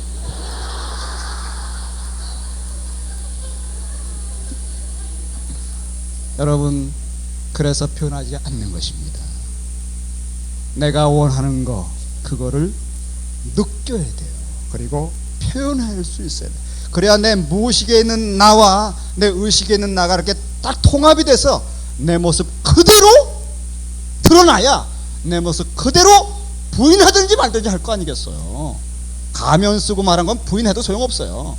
부인 안 해도 소용없고 부인해도 소용없어. 다 그건 껍질이에요, 껍질. 진짜 내가 나를 느끼고 표현하면서 해야 나의 원대로 마우치고, 이때 진짜가 뿌리 뽑히는 거예요. 주님은 하나님의 아들이지만 하나님 아버지, 내가 멋지게 십자가 져줄게, 걱정하지 마세요, 이렇게 안 했어요. 그렇게 가면 쓰고 종교도 쓰고 안 했어요. 그는 아들인데도 불구하고, 유일하게 당신만 그 십자가 질 수 있는데도 불구하고 피땀이 나면서 근심하여 죽을 심령으로, 아버지 십자가 안 지면 안 되나요? 라고 자기가 원하는 것을 그대로 느끼면서 표현하고는, 그러나 나의 원대로 마옵시소, 이렇게 그걸 진짜로 고백해야 부인하든지 말든지 한다니까. 그래야 하나님의 진짜 뜻을 마음 깊이 받아들이든지 말든지 할 거 아니겠어요. 그러니까 여러분, 그게 쉬운 거 아니에요. 진짜 죽는 거라니까. 그게 내가 진짜 원하는 것을 표현하는 것도, 드러내는 것도 죽는 거고요. 그 가면을 벗어서 내 이 모든 그 인간적인 어떤 벽을 드러내고 솔직해지는 거, 이거 죽는 거예요. 그리고 그걸 하나님 앞에 내놓고 벌써 그게 딱 드러날 때 그걸 의식하고 입으로 뱉을 때 벌써 통곡이 나옵니다. 어떤 사람은 내 모습이 이거밖에 안 되기 때문에. 대개 교회 헌금 내기 시작하면 그런 거 많습니다. 헌금 내고 싶지 않아요. 근데 겉으로는 교회를 지어주시옵소서 하면 천만에, 속으로는 주여 다른 교회 갈 수 있게 해주시옵소서. 진짜를 표현하세요. 하나님 다 알고 있어요. 여러분 모습 그대로 보여주면 멸시하지 않습니다. 긍휼히 여기십니다. 내 모습 그대로 이 한계를 그대로 말하면서 고백할 때, 그래, 내가 너 알아, 내가 도와줄게. 그 감동이 와서 벌써 눈물이 쫙 흘러요. 그럴 때 주님의 원대로 제가 할 수 있도록 힘을 주세요. 새로운 기도가 나오는 거예요. 그때 그러니까 우리가 이렇게 좀 진실한 세계를 들어가서 하나님의 진실한 음성을 들어야 그분하고 참 진실한 걸음걸이를 하지. 10년 20년을 교회 다니면서도 그냥 껍질같이 주님을 만나가지고 어떻게 그렇게 삽니까? 우리가 목말라서 허기져서 어떻게 삽니까? 바로 그러한 것이, 내가 원하는 것을 여러분 그대로 표현하고 느끼면서 고백하고 그것을 하나님의 뜻에, 주님의 뜻에 딱 맡겨드리세요. 이거를 거절하셔도 내가 받아들이겠습니다. 어떻게 처분하셔도, 오늘 큐티할 때 어떻게 내게 말씀하셔도, 또 이 문제에 대해서 어떻게 말씀하셔도 제가 받아들이겠습니다. 그리고 이 문제 아닌 전혀 새로운 걸 말씀하시면 또 그걸 듣겠습니다. 이렇게 다 열어놓는 거예요. 하나님이 마음껏 하시도록, 성령께서 마음껏 인도하시도록. 바로 그래서 여러분 거기에 준비기도가 나의 원대로 마옵시고 아버지 원대로 하옵소서 하는 거. 그러면 내 의의를 빛같이 내가 올바르다고 인정해 주신다는 거예요. 내가 내 중심으로 하는 것은요, 어떤 것도 올바르지 않습니다. 여러분, 아무리 교회 봉사해도 올바르지 않습니다. 그건 자기 의입니다. 주님이 나를 의롭다 하시는 것은 그에게 맡겨 그가 행하시도록 전적으로 신뢰하고 맡길 때, 그의 능력으로 그의 지혜로 할 때 그것이 의로운 것입니다. 그래서 이렇게 맡기면 어떻게 하시느냐, 어떤 건 정화시켜 주셔요. 내가 원하는 것이 주님의 뜻에서 너무 욕심이 많아. 그러면 깨끗하게 해주셔요. 깨닫게 해주셔요. 어떤 때는 확증을 해주셔. 그래, 맞아, 그게 내 뜻이야. 그럼 얼마나 좋아요. 그러나 어떤 때는 보류하시죠. 때가 아닌 겁니다. 그럼 기다려야 되죠. 그렇죠? 그 하나님의 뜻을 받아들이셔야 돼요. 어떤 때는 거절하셔요. 어느 때는 새로운 뜻을 말씀하셔요. 이 모든 것에 대해서 받아들이겠다고 하는 마음을 준비하는 게 준비기도예요. 그러고는 이렇게, 이것은 재단에서 완전히 죽은 거예요. 이때는 완전히 이제부터 끌려가는 거예요. 죽은 사람이 뭐 하겠어요? 순순히 끌려가는 거지. 이게 바로 성령의 인도하심을 받는 것이에요. 성령이 어떤 말씀을 주셔도 내가 좋아하는 구절 아닌 거, 그거 상관없어요. 어떻게 말씀하셔도 그 말씀에서 주시는 깨달음을 그대로 받는 거예요.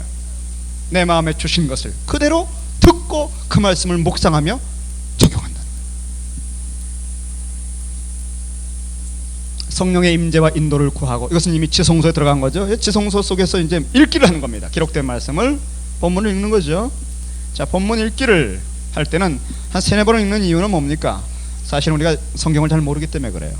성경을 한 번 읽어서 잘 모르거든요. 2-3번 깊이 음미하듯이 읽는 중에 벌써 성령께서는 내 마음에 와닿게 하시는 말씀을 주십니다. 근데 몇 가지, 한 4가지 종류의 내게 주시는 하나님의 음성에 대한 어떤 그 분별점이 있는데, 어떤 때는 깨달음을 주십니다. 딱 마음에 깨달아지는 게 있어요.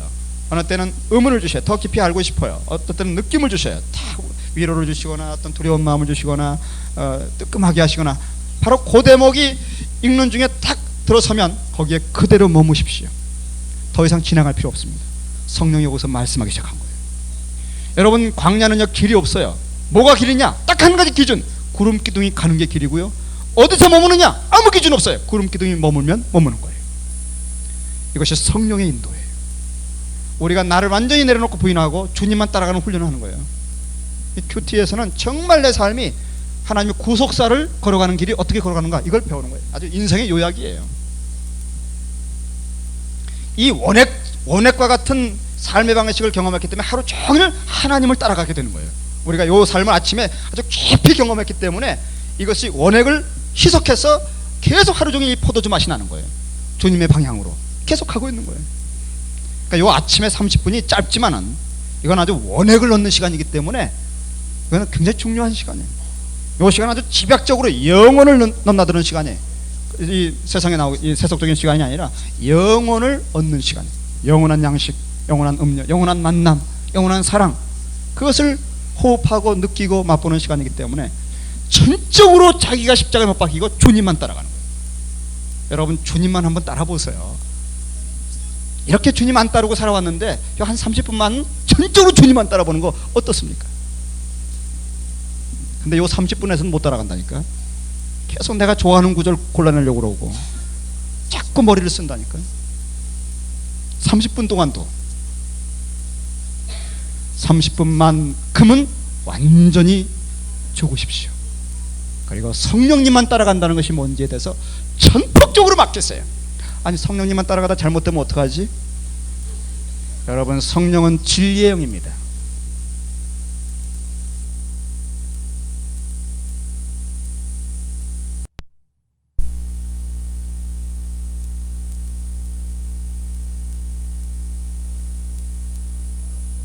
그분은 여러분보다 조금은 더 똑똑하십니다. 걱정하지 마세요. 그분은 하나님이셔요. 우리는 5분도 모르죠. 그분은 영원까지 내다보고 우리에게 인도하셔요. 그분이 다 깨닫게 해주시는 인사이트와 깨달음은요 엄청난 것들입니다. 우리는 평생 살아도 90을 살아도 깨닫지 못하는 것을 그분은 한순간에 딱 마음에 주셔요. 성령님만 따라가세요. 우리의 조브라운 지혜와 경험과 모든 거 완전히 내려놓고 요 30분만큼은 정말 십자가에 죽은 사람으로 부활의 세계를 한번 경험하세요. 얼마나 좋아요. 그래서 성령님의 주시는 깨달음이나 음은 느낌들을, 이게 실말이나 종자입니다. 그걸 딱 캐치하는 게 중요해요. 그걸 심어야, 그걸 계속 키워야 싹이 나오는 거니까. 그러니까 하나님이 주신 걸 또 이렇게 계속 묵상해야지, 인간적인 거 묵상하면 인간적인 것만 자꾸 키워져요. 아시죠 여러분? 구름기둥 불기둥만 따라갔던 이스라엘 광야 여행을 기억하십시오. 그래서 여러분, 생명의 삶의 여백은 광야와 같은 것입니다. 거기는 어떤 것도 기준이 없어요. 성령이 주시는 감동을 따라서 메모하고 따라가는 것입니다. 여러분, 생명의 삶이 굉장히 좋은 교재입니다. 제가 이걸 저도 뭐 늘 정말 여러 가지 교재가 있지만 저는 다양한 교재들이 가진 강점에 대해서 라치강 집사님이 얘기했기 때문에 그건 다 뭐 인정하고, 저는 여러분에게 그럼에도 불구하고 생명의 삶이 얼마나 좋은가에 대해서 말씀드리겠습니다. 이스라엘 백성은 여러분, 광야에서, 애굽에서 나와서 광야를 거쳐가기 전에 가나안 가는 길은 블레셋 사람의 길과 왕의 대로, 아주 좋은 국제도로, 군사도로, 경제도로가 있었어요.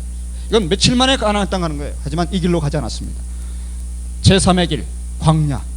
어디로 가지? 언제 가지?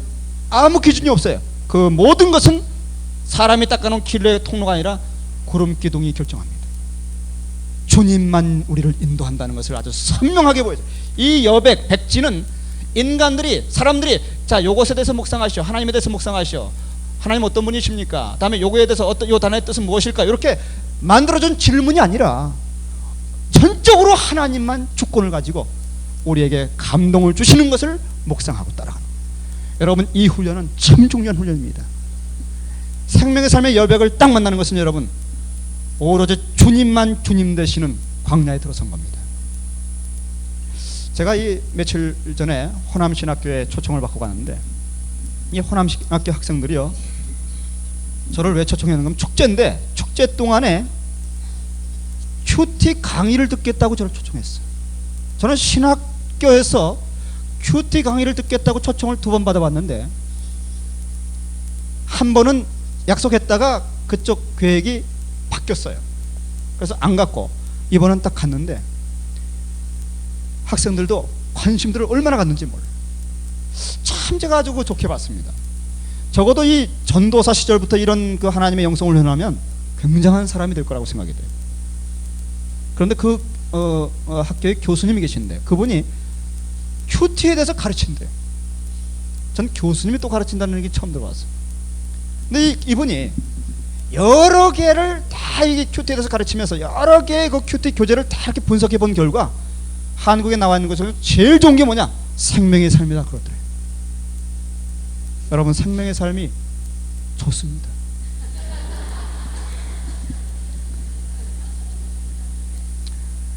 오직 주님만 인도하실 수 있는 그 30분 1시간만큼 완전히 주님께만 한번 끌려가는, 그걸 여러분, 이 놀라운 그 주님과의 동행, 로맨스, 이 광야 기간은 아무 볼거리가 없기 때문에 그 선지서에는요, 이스라엘이 너무 우상 숭배하고 그냥 가나안 땅 들어가서 그냥 보이는 거 풍요하고 다산 준다니까 그냥 보이는 형상 만들고 바알 신 섬기고 뭐 이상한 신 섬기고, 왜 자꾸 이 흥미가 끌고 그냥 뭐가 줄 것 같은 게 눈에 보이니까 그 너무 음란하고 더러웠어요, 영적으로. 그러니까 내가 너희들을 다시 광야로 끌고 갈 거야.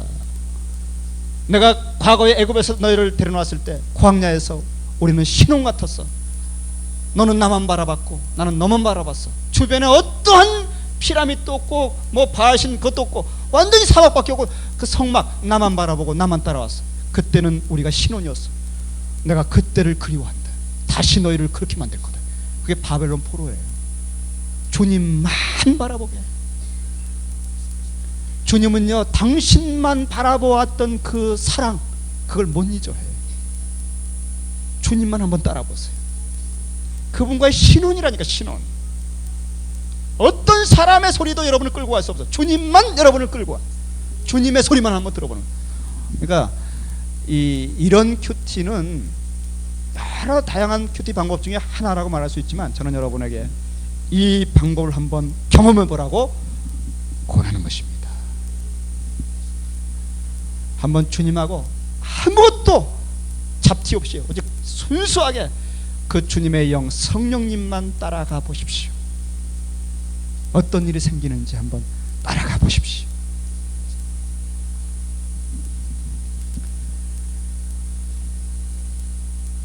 묵상은 주신 깨달음이나 의문을 깊이 생각하며 느끼는 것입니다. 여러분, 하나님의 음성을 듣는 것은 살아있기 때문에, 살아있는 음성이기 때문에 느낌으로까지 들어야 돼요. 머리로만, 지성으로만 들으면 안 돼요. 하나님의 음성은 살아있어요. 그래서 그 살아있는 하나님의 음성은 느낌이 있어요. 감정이 있잖아요. 그렇잖아요, 여러분. 여러분, 죽은 음성은 논리적이에요. 나는 당신을 사랑합니다. 문법적으로 완벽해요. 하지만 그것은 죽은 소리예요. 죽은 문자요, 글자요, 문장에 불과해요. 우리가 그런 식으로 아무리 읽어서 분석해봐야 요건 주어야, 요거는 아가페, 사랑이라 특별한 단어야, 이건 헬라어로도 중요하지, 이건 아주 그 기독교의 세례를 받아서 쓴 아주 기독교적 용어로 화한 것이야. 아무리 분석해보세요, 여러분이. 살아있는 하나님의 음성은 느낌이 있습니다. 나는 너를 사랑한다. 이 느낌, 이 하나님의 살아있는 성령의 음성은 탁 들어오면서 내 정서적 모든 코드를 확 터치하고 지나가. 벌써 주님이 나를 만나주신 거예요. 벌써 느낌이 팍 온 거예요. 물론 지성적인 부분을 관통하고 지나갔기 때문에 깨달음이 확 임했어요. 의지에도 이미 벌써 의지가 휘청거리면서 내 자기중심적인 것이 꺾여지면서 주님 따라가고 싶어요. 그래서 여러분, 하나님의 음성은 내 전인격을 관통하고 들어옵니다. 느낌으로까지 그것을 받을 때 하나님의 음성을 들은 것입니다. 성령님과 대화하십시오. 잘 모르겠거든 성령님께 여쭤보세요. 여러분, 성령님 살아계시죠?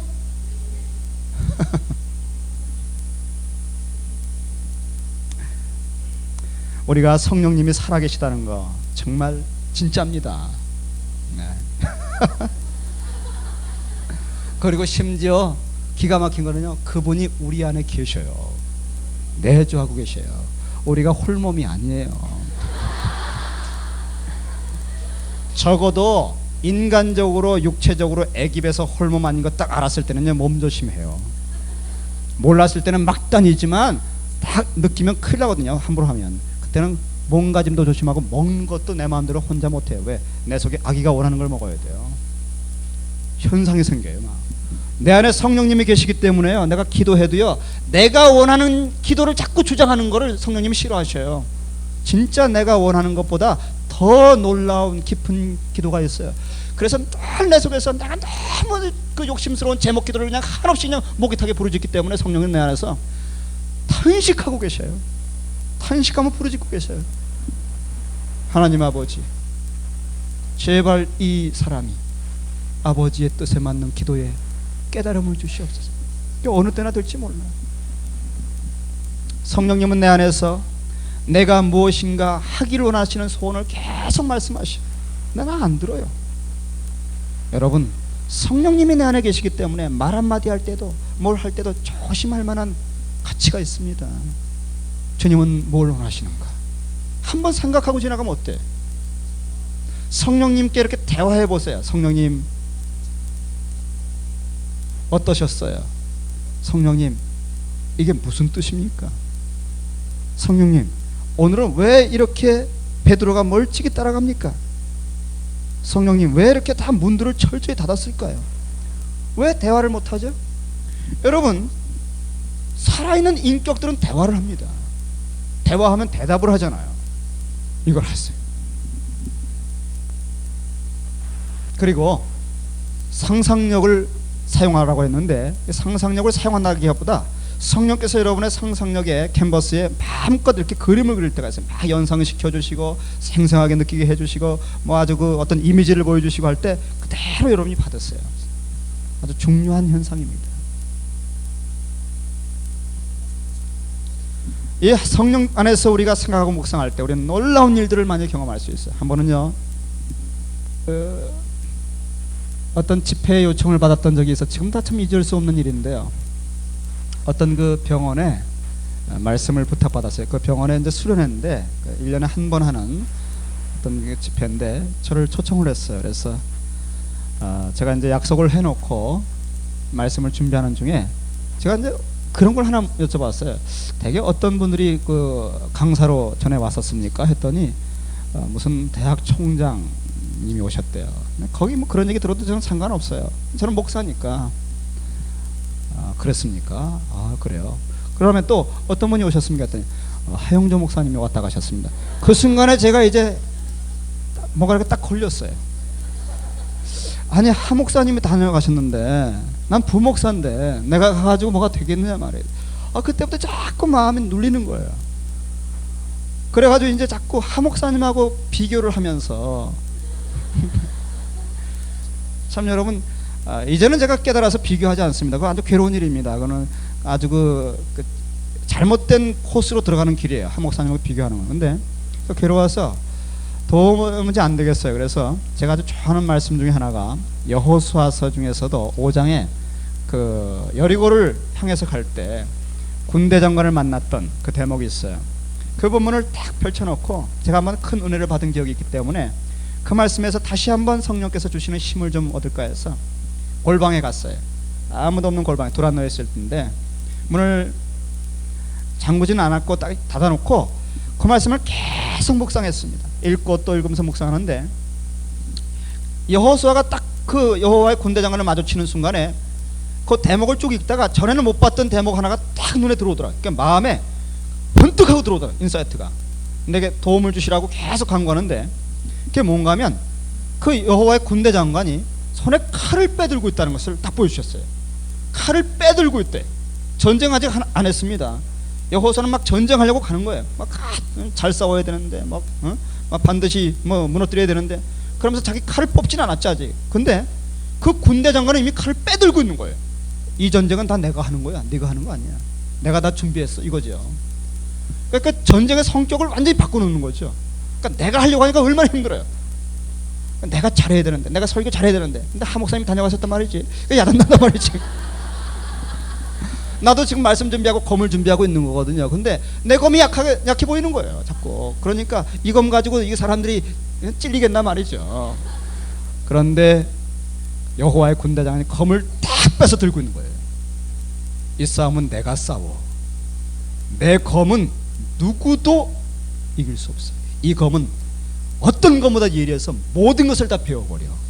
이 검이 여리고를 깨트려. 그 검을 딱 뽑아 들고 있다는 그 대목에 확 들어온 거 있죠. 와, 그 순간에요 이런 말씀도 있었네. 그러면서 여호수아가 그 검을 봤을 거란 말이에요. 그 검이 얼마나 놀라운 검인가에 대한 느꼈을 거예요. 주님, 저도 내가 내 검이 너무 초라해 보여서 이런데 내가 싸우는 거 아니라 주님의 검이 싸우는 거니까 그 여호와의 군대장 안에 검을 저한테도 보여주십시오.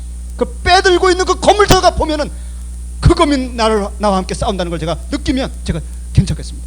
주여, 저도 그 검을 보여주시옵소서. 여호수아가 봤던 그 검을 보여주시옵소서 하고 계속 기도했어요. 묵상하면서 속에서 막 탄식하며 기도하는 거예요. 그런데 말이죠, 한참을 그러고 속으로 부르짖고 있는데 갑자기 이 성경책 펴놓은 거하고 저하고 이렇게 거리가 있잖아요. 요 사이가 있잖아요.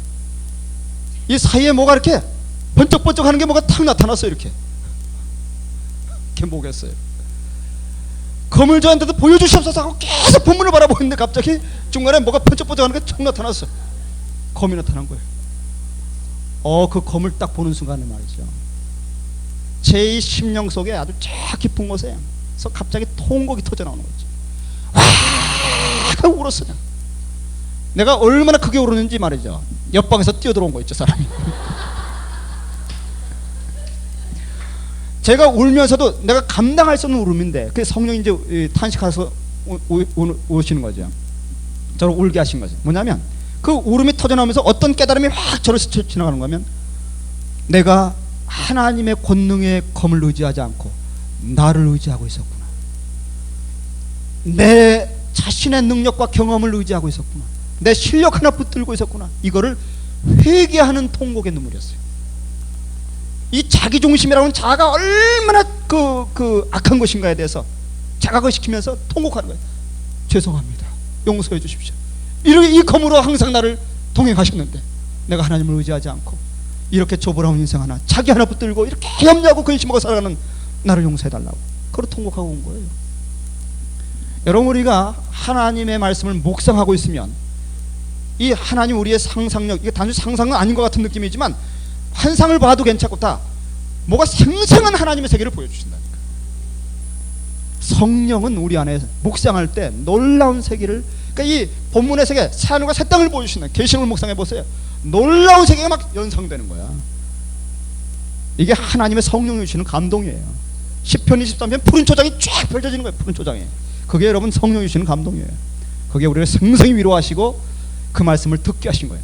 우리가 말씀을 듣는다는 것은 그렇게 듣는 것입니다, 여러분. 말씀은 살았고 운동력 있어. 그 실상을 그대로 듣는, 그러니까 총체적으로 듣는 것이죠. 느낌으로 듣고 정서적으로 듣고 영상으로 듣고 음성으로 듣고 메시지로 듣고 전인격으로 들어서 그 말씀이 성육화되기까지 깊이 깊이 수용하고 여쭤보고 주님의 주시는 세계를 열어가는 것, 이것이 묵상. 이렇게 할 때 우리는 적용할 수 있는 길이 구체적으로 나타나는데, 이때 이런 질문을 하세요. 주님, 이 말씀을 왜 주셨습니까? 어떻게 적용해야 될까요? 이렇게 여쭤보면 주께서 아주 내가 잘 할 수 있도록 도와주십니다. 거기 가능한 것을 믿음의 분량만큼이에요. 로마서 12장 3절. 너무 다른 사람 비교하지 마시고 자기에게 허락하신 믿음의 분량만큼 하세요. 어떤 분은 김중훈 목사님 같은 분은 여러분 어떻습니까? 엑스폴로 같은 거 할 때 여의도 광장에서 몇 명이었어요? 네? 엄청나죠. 뭐 그게 몇만 명이었나? 100만 명인가? 보통 사람들은 꿈도 못 꾸는 것인데 그분은 믿음의 분량이 그게 가능하다고 느낀 거예요. 그래가지고 제가 극동방송 가서 한번 그 설교하고 이렇게 한번 강의한 적이 있는데, 가서 여쭤보니까 그 극동방송 지금 부사장 계신 분이 그 CCC 다닐 때 그분하고 그렇게 교제했는데, 그 김중곤 목사님 믿음은 그 많은 사람을 먹이기 위해서는 아주 굉장히 큰 밥솥을 만들려고 했대요. 그 쇠로 된 밥솥을. 그러니까 보통 사람들은 적용을 그렇게 못하죠. 그러니까 그래? 그럼 나도 그렇게 해봐? 이렇게 하지 말란 얘기예요. 여러분의 믿음의 분량이 있어요. 그러니까 성령이 주시는 그 감각이 딱 있어요. 그만큼 딱 하시면 돼요. 그러니까 갈수록 키워주시면 될 거 아니에요. 그러니까 비교하지 마세요. 인내심을 갖고 이렇게 말씀을 적용하다 보면 자꾸 저항합니다. 제사 문제라든가 뭐 교회 나가는 것서부터, 그럴 때 꾸준히 성취될 때까지 말씀을 여러분 삶에 적용할 필요가 있어요. 인내로 결실해서 100배라고 그랬어요. 옥토가 착하고 좋은 마음. 자, 적용기도 같이 한번 읽어보죠. 여러분, 오늘 내게 주신 말씀을 잘 적용할 수 있도록 지혜와 인도 그리고 능력과 용기를 구하면서 오늘 하루를 전폭적으로 주께 맡겨드리는 기도인데, 여러분 요한복음 15장 7절을 외우십시오. 이건 뭐냐면 너희가 내 안에 거하고, 이게 임재 속에 거하고, 내 말이 너희 안에 거하면 하나님 음성을 들었죠? 깊이 묵상하고 거했죠? 그러면은 무엇이든지 원하는 대로 구하라는 것이에요. 그리하면 이루리라. 이 적용기도는 내가 가진 제목 기도가 아니라 성령이 내게 깨닫게 해준 기도이기 때문에 이 기도는 다 이루어져요. 우리 삶에 새로운 창조가 일어나는 사건이에요. 하나님이 가라사대 할 때마다 새로운 창조가 매일 일어났죠. 바로 이 말씀이 하나님이 가라사대 그 말씀이에요. 이거는 이루어지는 말씀인데 여러분이 어디로 갈지 이게 적용되면 엄청난 사건 30배, 60배, 100배의 천국의 비밀이 열리는 것이에요. 천국 체험, 하나님 통치 체험이에요. 하나님 나라 체험. 적용기도는 정말 흥분이 되는 거예요. 이거는 뭐 내 욕심도 없기 때문에 이제는 다 그 정화돼서 나온 거기 때문에 이건 반드시 이루어지기 때문에 필사적으로 기도하세요. 일단 하나님이 주신 말씀을 붙들었으면 거기다 목숨 거세요. 정말 놀라운 일이 벌어질 겁니다. 그런 경험을 여러분 혼자는 못 견딜걸요. 나눌 수밖에 없어요. 말하고 싶어서 반드시 나눔방을 하는데 나눔방에 대해서 이제 이종실 전도사님이 이제 말씀해 주실 것입니다. 자, 이제 여러분과 함께 어디를 볼 것인가 하면은 11쪽을 한번 보십시오. 11쪽은 지금까지 했던 것을 한번 정리하겠습니다. 제가 쭉 한번 읽고 지나가면 됩니다. 이제부터 제가 쭉 읽을 때 정리하시고 마음에 다시 한번 새기시기 바랍니다. 우선 준비기도가 뭔가 할 때 준비기도는 하나님의 음성을 듣기 위해서 자신의 마음속에 있는 욕심이나 집착, 고정관념, 염려, 이게 눈 뜨자마자 아침에 이런 것이 생기죠. 무의식 속에 있다가 나오고 말이죠. 그것을 일단 십자가 앞에 내려놓아 자기를 부인하며 주께서 무슨 말씀을 하시더라도 그 주님의 주권과 섭리에 맡기고 순종하겠다는 신뢰를 고백하는 것입니다. 그런 마음 준비를 하는 것이에요. 그런데 여기서는 점검을 할 만한 그 영성을 식별할 포인트가 있는데 준비기도에서는 참으로 자신의 욕심이나 염려 등을 주님의 처분, 정화하거나 확증, 보류, 거절, 새로운 뜻에 맡겨드렸는가 하는 것이죠. 그냥 대충 하고 지나가지 마시고요. 또 진정 주께서 무슨 말씀을 하시더라도 따를 각오를 했는가, 이것만은 안 돼 라고 딱 움켜쥐고 있는 유보시킨 영역은 없는가, 또 성령께서 말씀하실 수 있다는 사실을 참으로 믿는가. 두 번째, 본문 읽기입니다. 이제 이렇게 준비한 다음에 본문을 읽겠죠. 오직 진리의 영이신 성령님의 인도와 깨닫게 해주심을 의지하고 진지하게 깊이 음미하는 자세로 본문을 세네 번 읽으면 오늘 내게 주신 말씀이 마음에 와닿는 말씀 또는 깨달아지는 말씀, 의문이 생기는 말씀, 느낌이 있는 말씀을 발견하게 됩니다. 그것을 찾는 과정이 본문 읽기고요. 여기서는 어떤 부분을 우리가 점검해야 할 것인가 하면 성령님의 인도에 맡기기보다 오늘 내게 주신 말씀을 찾아야 하는데 라고 하면서 조급해하지는 않는가, 성령님의 감동 없이 그냥 성경 공부하는 것처럼 큐티하고 있지는 않은가. 물론 그렇게 해도 유익이 됩니다. 하지만 자, 세 번째 묵상입니다. 오늘 내게 주신 말씀에 관하여 그 말씀의 의미와 왜 이 말씀을 주셨는지, 어떻게 적용해야 하는지 등을 성령께 물으면서 깊이 묵상하는 단계입니다. 여기는 성령님은 모든 지혜와 지식을 가지신 진리의 영이심을 믿는가, 성령께 묻고 그분이 대답해 주시기를 충분히 기다리는가. 충분히 기다려야 돼요. 기다릴 만한 시간을 여러분 들으십시오. 여유를 들이세요. 제가 그 제 책에도 그런 얘기를 하나 간증을 했습니다만은 잠언서를 큐티할 때 잠언 여러 구절 중에서 묵상하는 중에 어떤 한 말씀을 딱 마음에 터치하시면서 주셨어요. 그게 뭔가 하면 게으른 자는 가을에 밭갈지 않는데 구걸할 때 거둘지라도 얻지 못하리라. 그 말씀을 묵상하는 중에 게으른 자가 가을에 막 추수하는데 얻을 것이 없어가지고 막 떠는 그런 두려움이 막 느껴졌어요. 그러니까 묵상하면 그 본문이 가진 느낌까지 오는 것이죠. 그게 막 두려워 떨다가 도저히 게으르면 안 되겠어요. 그래서 내게 뭘 말씀하려고 하나, 도대체 내가 언제 게으르지 말아야 되는가 했더니 가을에 그랬어요. 가을에. 그래서 가을이라고 하는 시간에 대해서 다시 여쭤봤어요. 주님, 오늘 이 말씀 가운데서 내게 오늘 나에게 주시는 의미로서의 가을을 뭘로, 어느 때라고 말씀하시려고 이 가을이라는 단어를 제게 이렇게 말씀하십니까? 하고 여쭤본 다음에 가만히 기다렸어요. 뭐라고 하시는가? 가만히 기다렸더니 달력을 봐라 그러시더라고요. 감독이. 달력을 보래요. 제가 속으로 그 말씀을 딱 주시자마자 달력 보나 마나합니다 그랬어요. 보나 마나합니다. 왜? 가을하고는 상관이 없어요. 그 큐티할 때가 8월달이에요. 8월달. 8월달인데 무슨 달력을 봐요. 오늘 날짜 달력을 보시래요. 그래서 하지만 제가 순종했습니다. 알겠습니다 하고는 달력을 딱 갖다가 8월, 그리고 그 날짜가 8일이었어. 8일. 가을하고 전혀 상관없지만 순종하는 겁니다. 성령의 음성에 8월 8일 딱 찾은 다음에 제가 그냥 비명을 지를 뻔했다니까요. 왠지 아세요? 그 8일 밑에 조그만 한 그 글씨로 입추 그렇게 써있어요. 입추. 입추가 뭔지 아시잖아요. 그렇죠? 그날이 가을이래. 그날부터. 그래가지고 제가 깜짝 놀라가지고 내가 뭘 지금 겨루고 있나, 뭘 지금 씨를 뿌려야 되나 안 뿌리고 있나 하고 계속 그 묵상하는 중에 어떤 프로그램 하나가 딱 떠오르더라고요. 그걸 제가 하려고 하는데 계속 미루고 또 미루고 있는데 그게 떠올랐어요. 당장 시작했습니다, 여러분. 참 사람들 많이 왔어요. 그게 한 100명 정도를 참 알뜰하게 참 훈련하려고 했는데 340명이 막 와가지고 참 고생했어요. 근데 뭘 하는 거면 그렇게 많은 사람이 그걸 필요로 했다는 것이에요. 그걸 할까 말까 하고 있었어요, 제가. 그러니까 주님이 저한테 그날 아주 딱 부러지게 경고하신 거예요. 자, 여러분, 적용 기도는 뭐냐? 개인적이고 구체적이며 가능한 내용으로 잘 적용할 수 있도록 지혜와 인도 그리고 능력과 용기를 구하며 오늘 하루를 전폭적으로 주께 맡겨드리는 기도입니다. 적용의 내용이 추상적이거나 관념적이지 않는가 이런 것을 조심해야 돼요.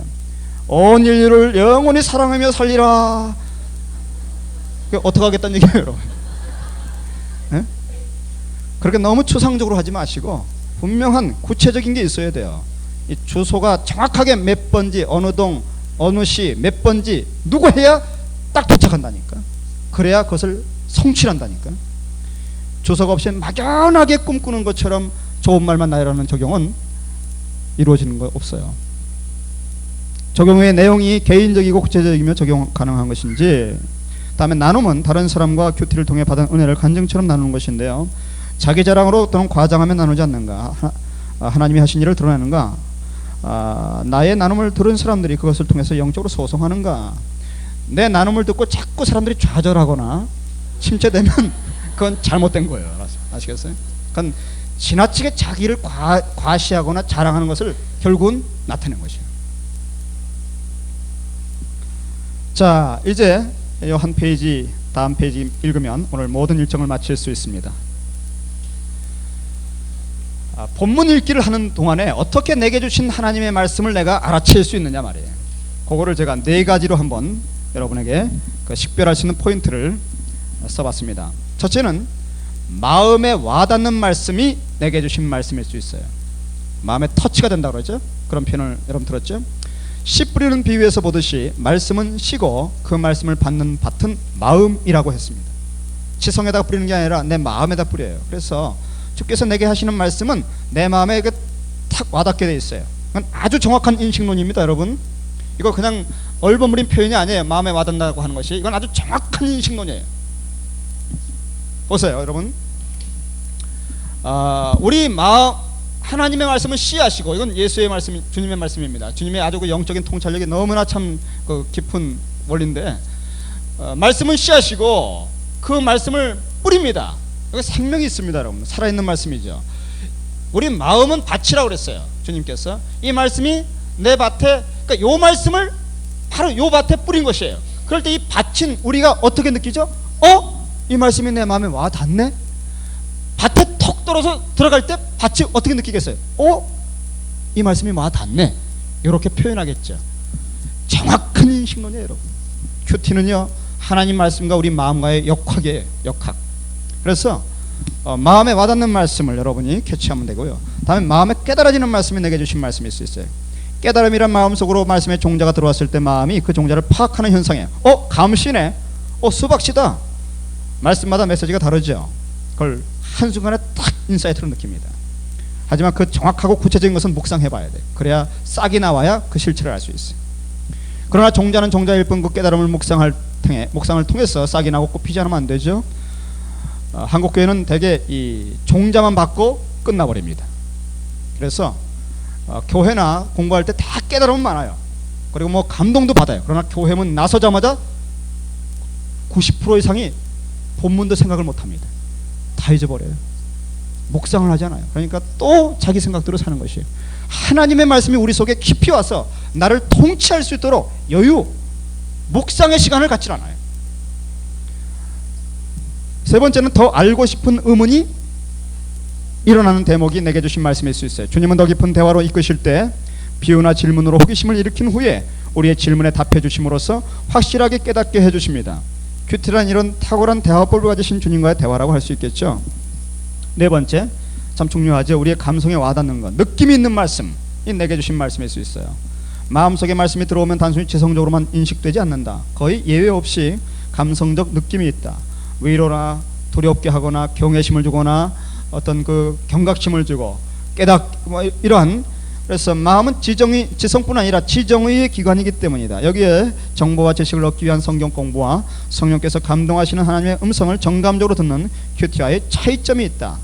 하지만 여러분, 큐티는 짧은 본문을 다루기 때문에 성경을 전체적으로 관통하면서 하는 이 성경 공부를 배경에 늘 병행하고 있어야 돼요. 그래서 그리스도의 말씀이 우리 안에 풍성히 거하고 있는 것이 참 중요합니다. 그리고 매우 중요한 한 가지는, 또 한 가지는 하나님이 나의 마음에 주신 말씀의 종자, 와닿은 말씀, 깨달아지는 말씀, 의문이나 느낌이 있는 말씀을 결코 왜곡시키지 말고 그 순수한 종자를 그대로 묵상 속으로 가져가라고 하는 것입니다. 하나님이 주신 깨달음이나 느낌을 터멋진 해석이나 주석으로 전락시키지 말고 하나님이 주신 처음 형태의 종자가 묵상 속에서 순수하게 발화하도록 성령께 맡기라는 것입니다. 우리는 큐티에서 어떤 주석이나 전통적 해석을 얻으려고 하는 것이 아니라 성령이 오늘 내게 주시는 하나님의 음성을 듣고자 하는 것입니다. 거기 같이 한번 읽어볼까요? 하나님이 주신 종자에 함부로 손대지 말 것. 그러니까 종자를 순수하게 키워야 돼요. 섞지 마세요. 여러분이 생명의 삶을 사용한다고 생각했을 때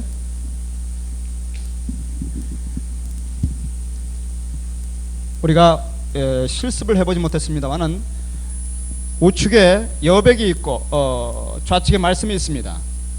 우리가 말씀을 이제 준비기도를 통해서 읽는 중에 쭉 읽는 중에 어떤 말씀이 내게 탁 와닿았어요. 또 어떤 말씀이 내 마음에 탁 인사이트를 주고 깨달음을 주었어요. 또는 어떤 의문을 일으켰어요. 어떤 느낌이 탁 들어왔어요. 그러면 그 순간, 굉장히 중요한 순간이에요. 그 순간은 정말 하늘이 열린 순간이에요. 성령이 여러분에게 터치하고 임한 순간이에요. 하나님이 여러분에게 말씀한 순간이에요. 그것이 아무리 세미한 순간이라 할지라도 그것은 하나님의 순간이에요. 굉장히 중요한, 영원히 여기서 열릴 것입니다. 이건 하늘의 지성소의 입구입니다. 문이에요. 여러분이 이 입구를 놓치면 안 돼요. 이 종자를 상실하면 안 돼요. 그래서 처음에 첫 느낌이 딱 임하는 순간, 첫 감동과 인사이트와 느낌과 의문이 일어나는 순간, 그 느낌과 의문을 이 여백에다가 딱 포착해서 써야 돼요. 그 순간을 딱 캐치해가지고 몇 마디로 쓰세요. 몇 마디로. 그때 소설 쓰려고 하지 마시고 몇 마디로 아주 핵심적인 느낌을 그대로 딱 쓰세요. 꾸미려고 하지 마세요. 그냥 순수하게 그냥 원액처럼 쓰세요. 그게 참 중요한데, 왜냐하면 어떤 분이 그런 표현을 했더라고요. 마치 별똥별 같다고 그랬어요. 그래서 어떤 한순간에 이렇게 성령께서 딱 내 마음에 놀랍게 마음을 열어주시고 비상한 직관력이 생길 때가 있어요. 딱 직감이 생기고 인사이트가 딱 들어오는 거죠. 그때 어둠에서 빛이 번뜩한 순간처럼 뭔가 내 마음, 가슴, 생명에 부딪혀오는 어떤 것들이 있어요. 그것이 아주 중요한 생명의 종자입니다. 하나님이 주시는. 그런데 처음에는 번쩍하다가 곧바로 사라져버려. 그래서 그것을 그때 딱 붙들어야 돼. 잠시 딴 생각하면 기억도 안 나요. 그 감동이. 시간이 지나면 막연한 여운만 아물거려. 마치 별똥별이 반짝하고 싹 사라지는 것처럼 그 반짝한 순간 딱 캐치해야 돼요. 본문 읽기에서 바로 그 점이 가장 중요해. 이것이 내게 주신 말씀을 캐치하는 아주 중요한 이 큐티에서 생명의 순간이에요. 그 생명의 순간을 놓치면 여러분 헤매게 됩니다. 계속 이제 만들어내야 돼요, 여러분이. 하나님이 주신 걸 받는 게 아니라 내가 만들어내야 돼. 피곤합니다, 여러분. 그래서 그때에 그 순간을 캐치하기 위해서 메모를 하는데 펜을 들고 잘 읽다가 그 순간을 딱 머물러서 몇 마디, 여기서 오늘 같은 경우에 저에게는 이제는 제사나 어떤 번제 같은 것을 기뻐하지 아니하신다. 그 말씀을 딱 읽을 때 기뻐하지 않는다. 그리고 내가 왔나이다. 그 순간에 이 그림자와 같은 삶, 그러니까 대신 다른 것이 대신 죽어주고 그 효과로 살아가는 그런 삶은 이제는 끝났다고 하는 느낌이 딱 왔어요. 주님이 요구하는 것은 너를 요구한다. 나를 요구한다는 거예요. 내가 죽고 내가 말씀을 내 안에 간직한 다음에 내가 내 몸으로 제사처럼 하는 걸 원하지, 이제는 다른 제사 짐승 죽인 효과 그런 그림자 껍질로 하지 마라. 난 진짜 네가 하기를, 그 느낌이 딱 왔거든요. 이제는 그림자처럼 하는 거 난 싫어해. 그 느낌이 왔어요. 그러면 어떡합니까? 싫어해. 일단 쓰세요. 잊어버리기 전에. 그리고 주님이 싫어하는 것을 이제 더 이상 갈 수 없는 거예요. 이걸 깊이 묵상하면 내 삶에서 이제는 더 이상 형식적으로, 교리적으로, 지식적으로 하는 게 아니라 그것이 내 삶으로 표출하기까지를 원하시는구나. 이제는 그림자가 아니구나, 실체를 원하시는구나. 이 아침에 그 말씀이 얼마나 참 중요한 말씀이 제게 왔는데, 그 말씀이 너무 크고 중요해서 다 어떻게 할 길이 없더라고요. 그러니까 하루 종일 제가 묵상할 거예요. 아마 제 생애에서 그 말씀이 아마 분기점이 될 수도 있을 것 같은 느낌이 오더라고요. 그때 내가 말하기를 내가 왔나이다. 이게 뭐냐면 나를 가리켜 기록한 것이 성경에 있습니다. 이게 주님이 인용한 것이에요, 예수님의 생애에서. 근데 바로 그것을 저한테 적용하니까 이제 나라고 하는 실체를 원하신다는 걸 알았어. 이제 강의만 하지마, 이제 공부만 하지마, 진짜 살아. 여러분, 제 생애에서 중요한 전환점이 올 것 같은 느낌을 지금 받고 있는 거죠. 자, 결론같이 읽겠습니다. 하루에 30분에서 1시간은 큐티가 되든 안 되든 하나님께 드리기로 작정하십시오. 큐티가 안 되면 본문을 읽고 또 읽으십시오. 이와 같은 시간을 주님께 드리십시오.